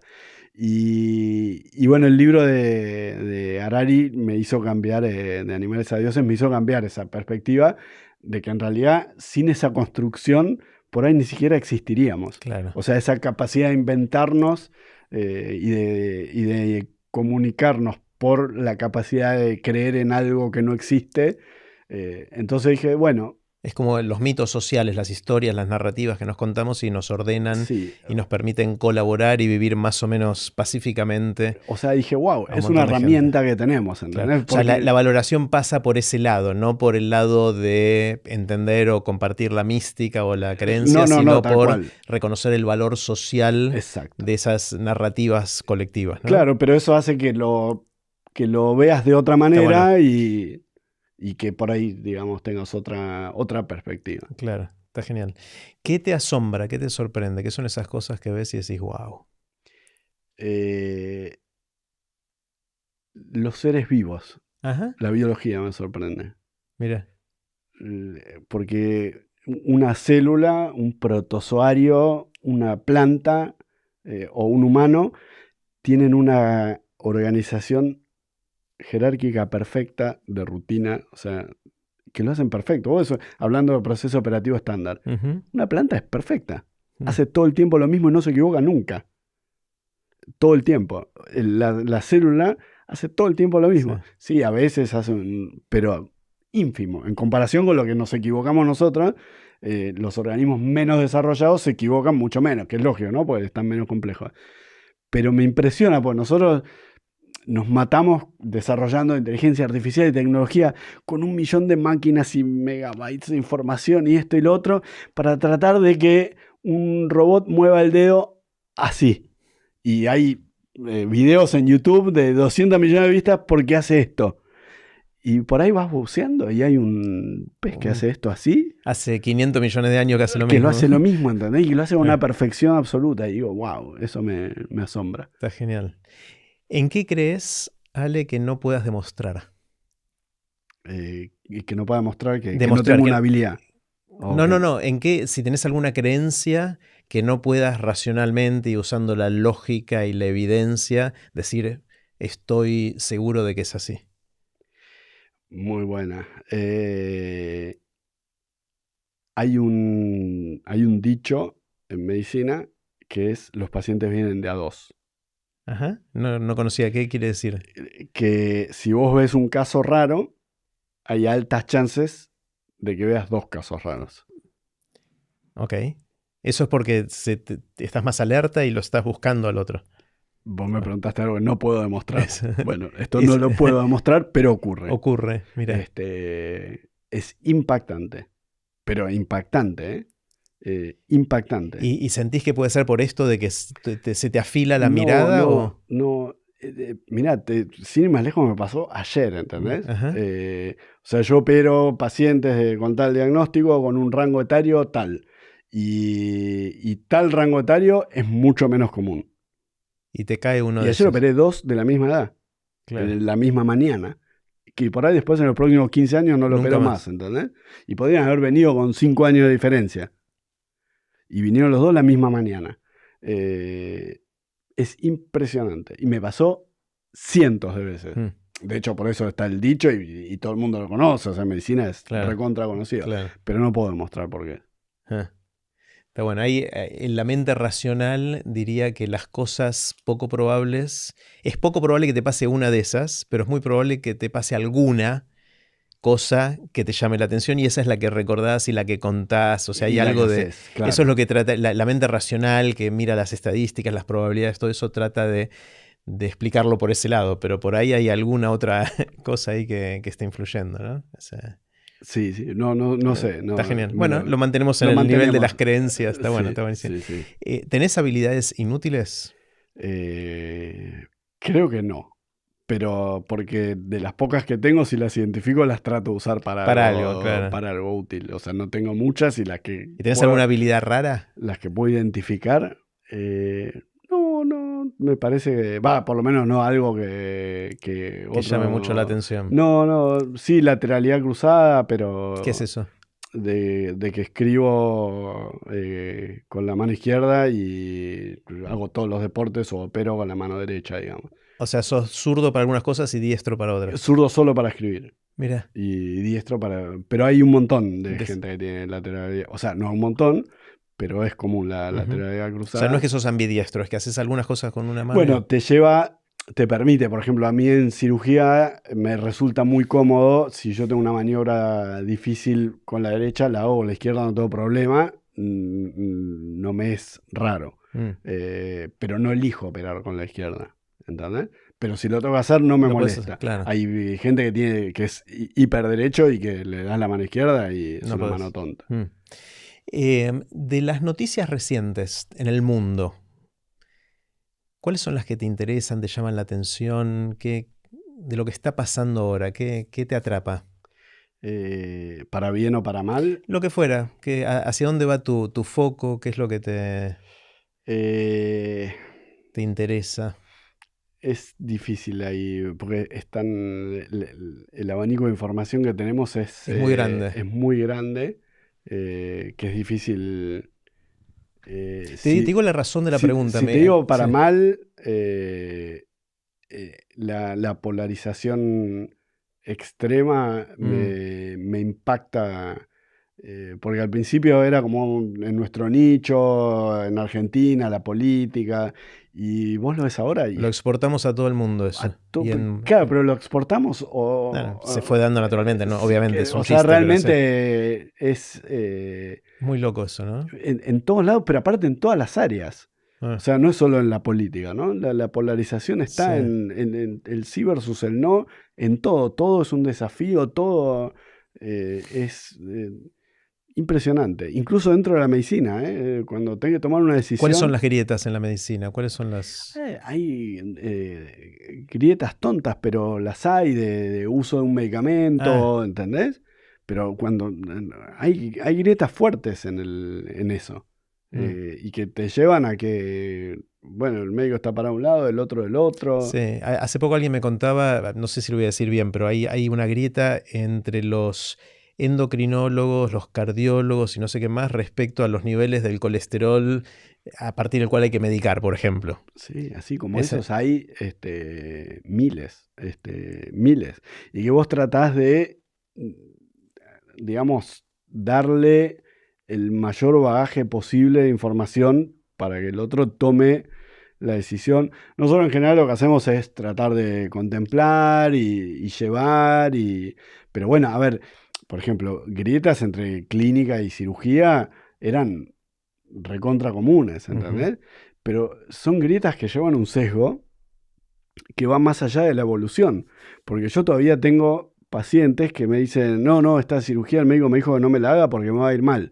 Claro, pero el médico que te dijo que te va a ir mal, te lo está diciendo por su experiencia de hace 25 años. Y la cirugía es otra, ¿entendés?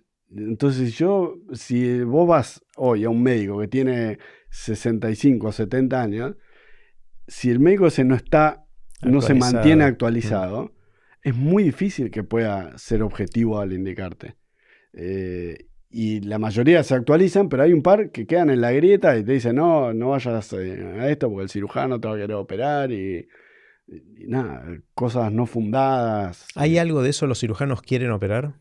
Sí, hay un sesgo natural. Claro, es hacer tu laburo. Claro, el sesgo, de hecho creo que es un sesgo inconsciente. O sea, hay algunos que probablemente lo tengan mal y lo tengan consciente, pero yo creo que hay un componente inconsciente en eso.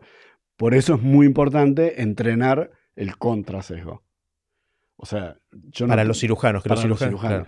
¿Entendés? Para mí es fundamental, desde chicos, decirle, vos tenés que buscar todas las razones para no operar a un paciente. Claro. Que no es lo que pasa, ¿entendés? Vos cursás cirugía y ¿qué te dicen?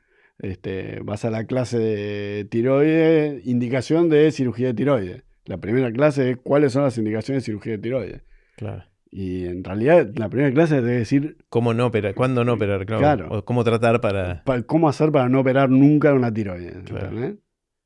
O nunca un esófago. Y si no haces ese ejercicio, es muy difícil llegar a un balance. Porque tenés el sesgo de, ante la duda en el gris, lo vas a operar. Claro. ¿Entendés? Pues es lo que sabes hacer y sabes cómo funciona y es tu métier. Exacto, es un sesgo. Entonces vos ante el gris, en el match point de Woody Allen, tu anillo va a caer del lado del cirujano, ¿entendés? Con lo cual, como pacientes, en general tendríamos que hablar con el cirujano y también con el clínico u otro para tomar la decisión, ¿no? Sí, a ver, en realidad lo lógico, si vos elegís un profesional capacitado, el profesional hizo ese ejercicio por vos, ¿entendés? Claro. Es muy raro que opere de más un paciente. Es parte de la empatía que hablábamos antes también. Claro, y aparte de este esfuerzo de no lo quiero operar. Sí, por ahí alguna vez puede decir, operaste tarde un paciente, y sí, seguramente pasó. Y también alguna vez operaste de más un paciente. Claro. Pero bueno, tratás dentro de lo poco perfecto que es la medicina, mantenerte en, digamos, que el anillo quede picando en la red. Claro. ¿Cómo se sale para aprender cosas nuevas? Suponete que tenés ganas, se te ocurre o tenés que aprender algo nuevo. ¿Por dónde empezás? Por un problema. A ver.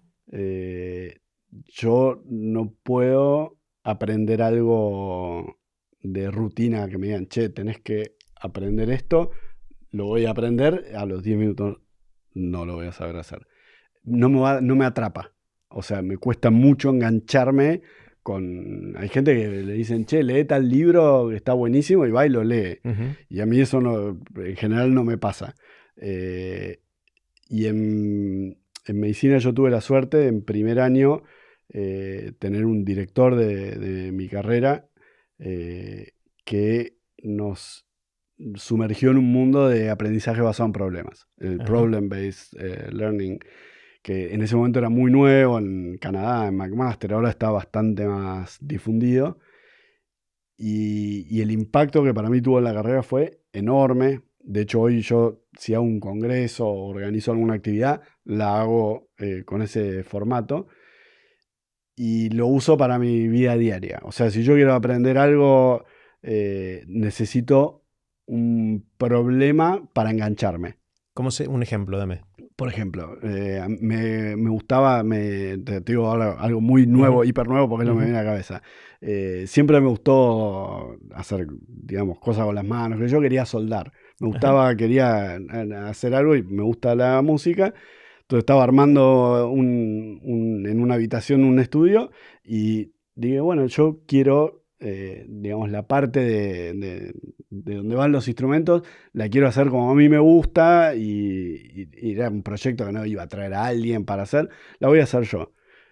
Entonces tenía que aprender a soldar cosas muy chiquititas de cables y conductores y qué sé yo, y te metes en YouTube y un amigo que te ayuda, pero tenía el driving force de claro, el problema, digamos. Si hubiera puesto a leer un libro de soldar, no hubiera hecho. Entonces claro. Siempre que quiero encarar algo nuevo... la motivación te viene por resolver el problema. Sí, exacto. Que tiene su explicación biológica, ¿no? De la dopamina y todo el asiento en el cerebro.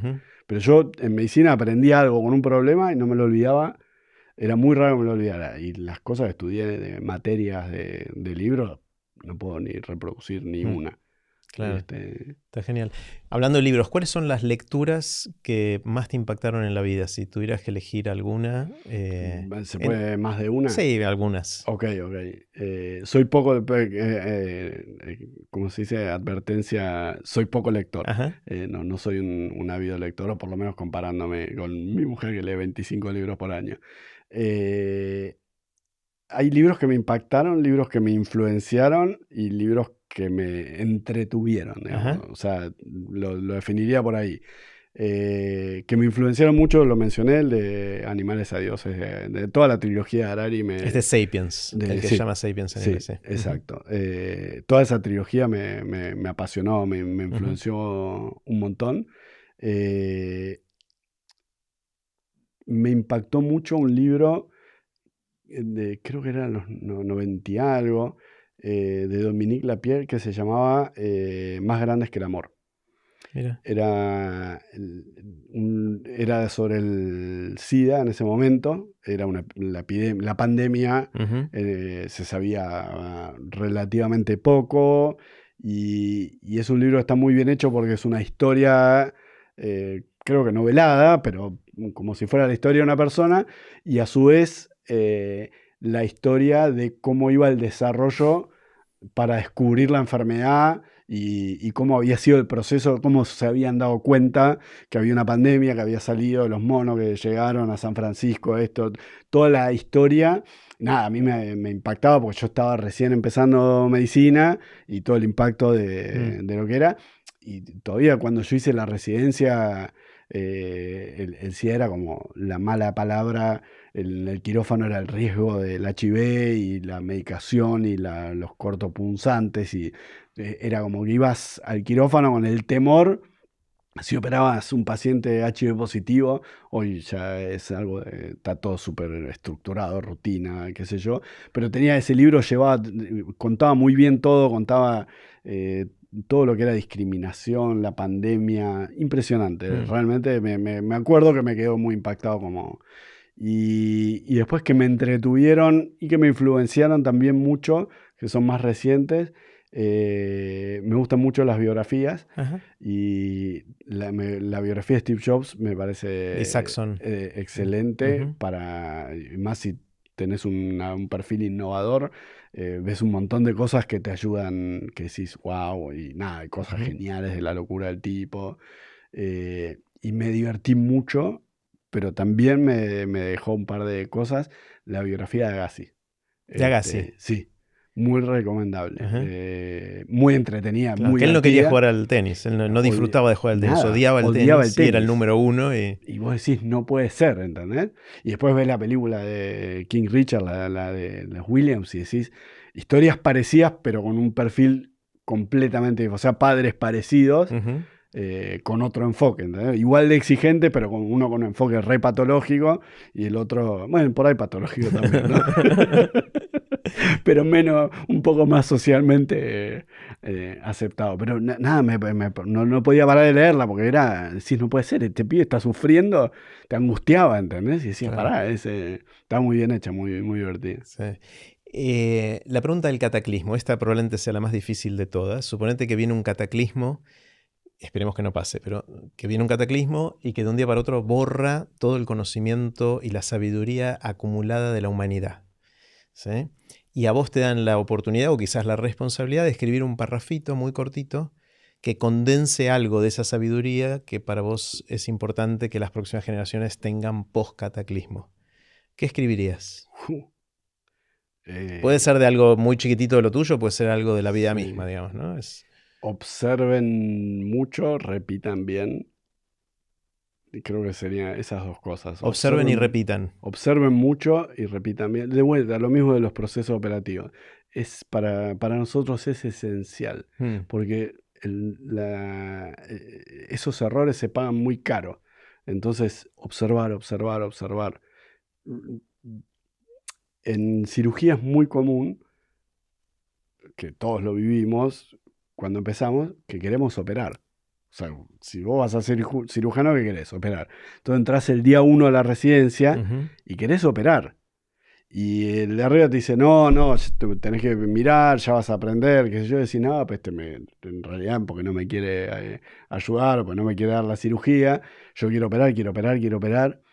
Y hoy justo hablábamos, ¿no? con los médicos de mi servicio de lo importante. Nada, todos ya son médicos avanzados que pasaron por esa, pero que aún siguen aprendiendo procedimientos nuevos, que por ahí yo les voy enseñando en su especialidad y siendo esto, ¿no? El observar sin hacer, es impresionante cómo se impregna. Mm. Pues yo tengo a veces experiencias de gente que no lo hizo nunca, pero que miró muy bien, que supo mirar, y cuando lo empiezan a hacer, les sale como si lo hubieran hecho 1000 veces. Mm. Y no estoy en contra de que hagan, o sea, yo al contrario, soy pro de hacer al andar, pero observar, y observar no solo en medicina. Creo que observar es importante en general. Cuando estás haciendo algo, mirar al otro, cómo lo hizo, mirar los detalles, ¿entendés? Si está tocando un instrumento, cómo mueve las manos, Mm. qué cosas está pensando, observar yo escribiría una sola palabra. Una sola, observar. Sí, observar. Me encanta, me encanta. Si alguien te despertara a 3 de la mañana, te sacudiera y dijera, Ale, ¿de qué laburás? ¿Qué le contestás así rápido? Y tengo que decir, sí, probablemente iría cirujano. Cirujano. Sí, No probablemente médico, sí. sino cirujano, dirías. O médico cirujano, sí. Sí, probablemente iría. Es la más fácil, digamos. Sí, exaltado en la noche. Sí, es lo que te sale así rápido. Es lo que sale rápido. Genial. Ale, tengo acá el juego de aprender de grandes. ¿Te copás jugando? Me copo si me explicas. Te voy a explicar las cómo reglas. funciona. Es un mazo de cartas, ¿sí?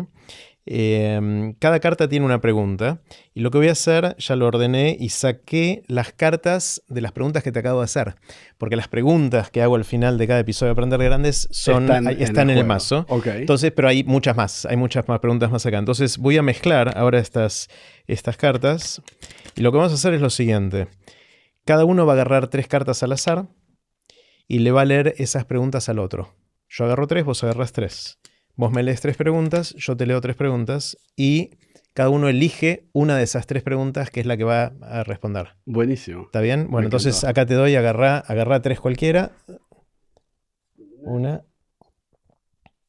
2. No me forces la carta.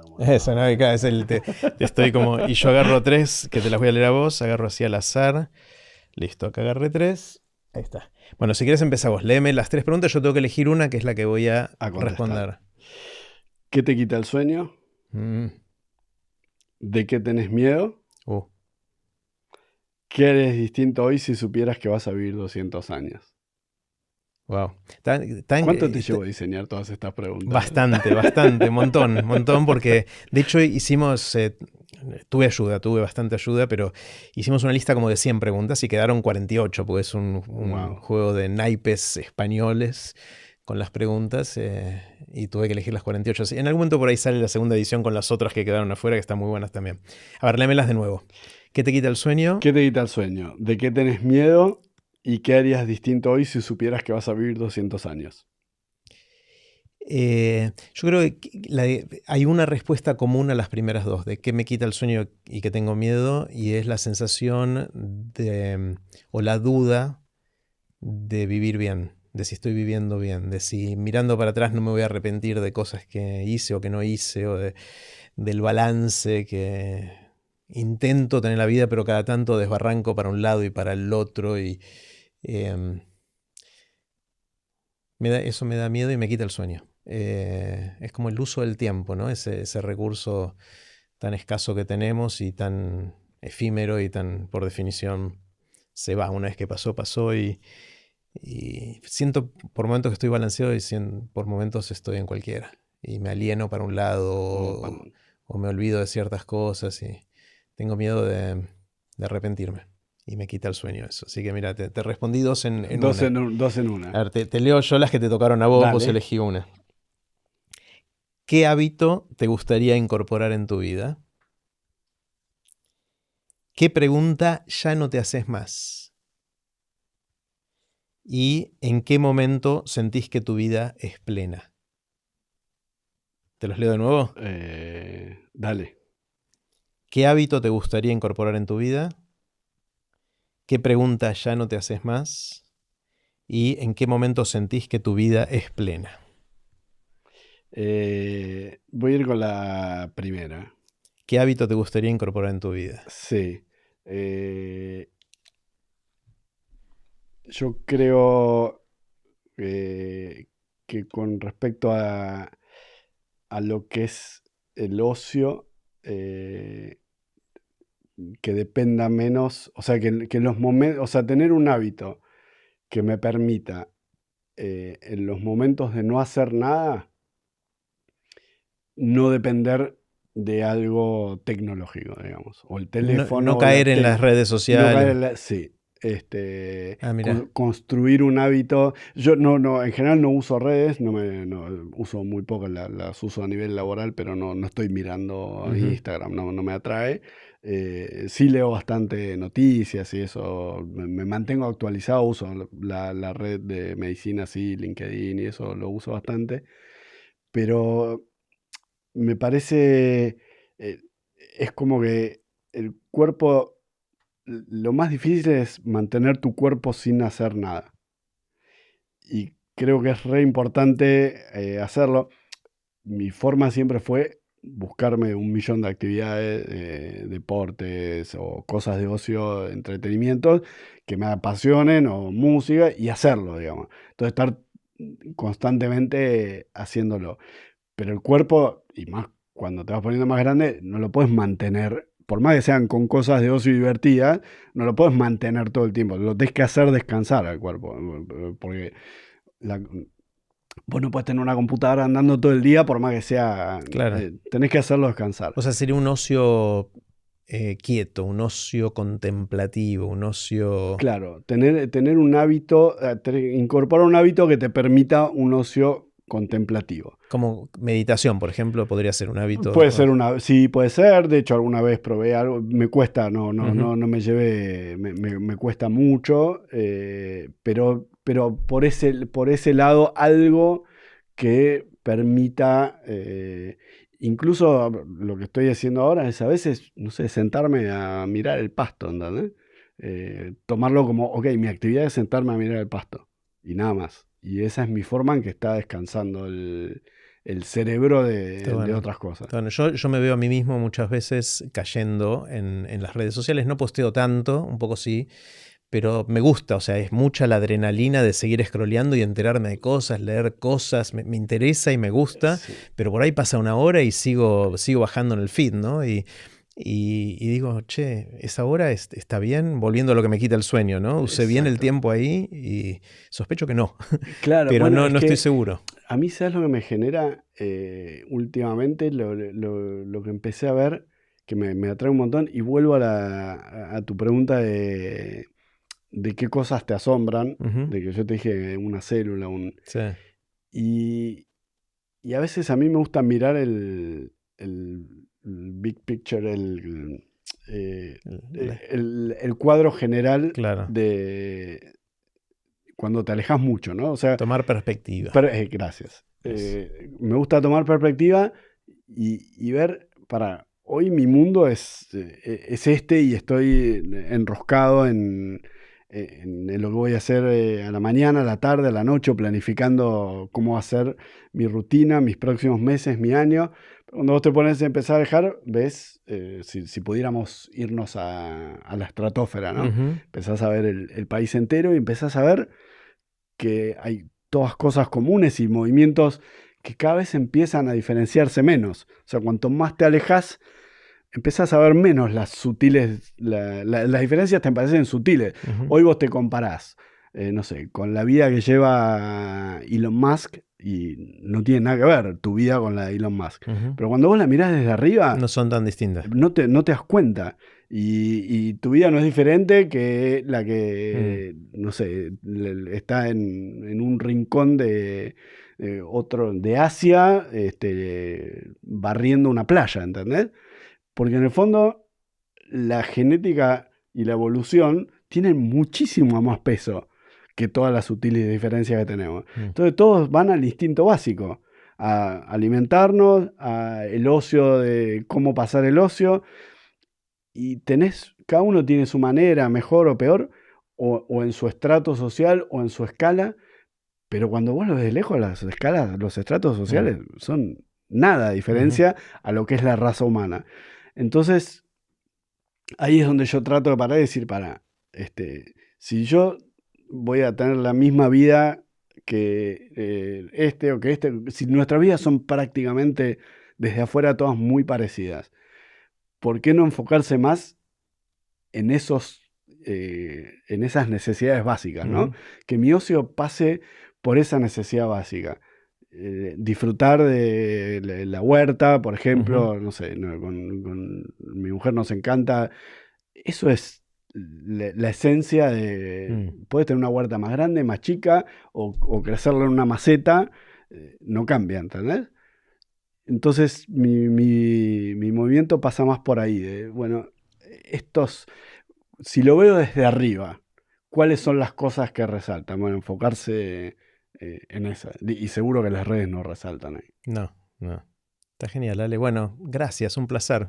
Gracias conversar. de nuevo. Esto para mí es un hermoso recreo, una caricia al alma de escaparme del quirófano y siempre charlar contigo es un placer y encima compartirlo con la gente. Espero que le guste y que aprovechen algo de todas las cosas que hablamos. Bueno, un lujo, gracias, Ale. A vos.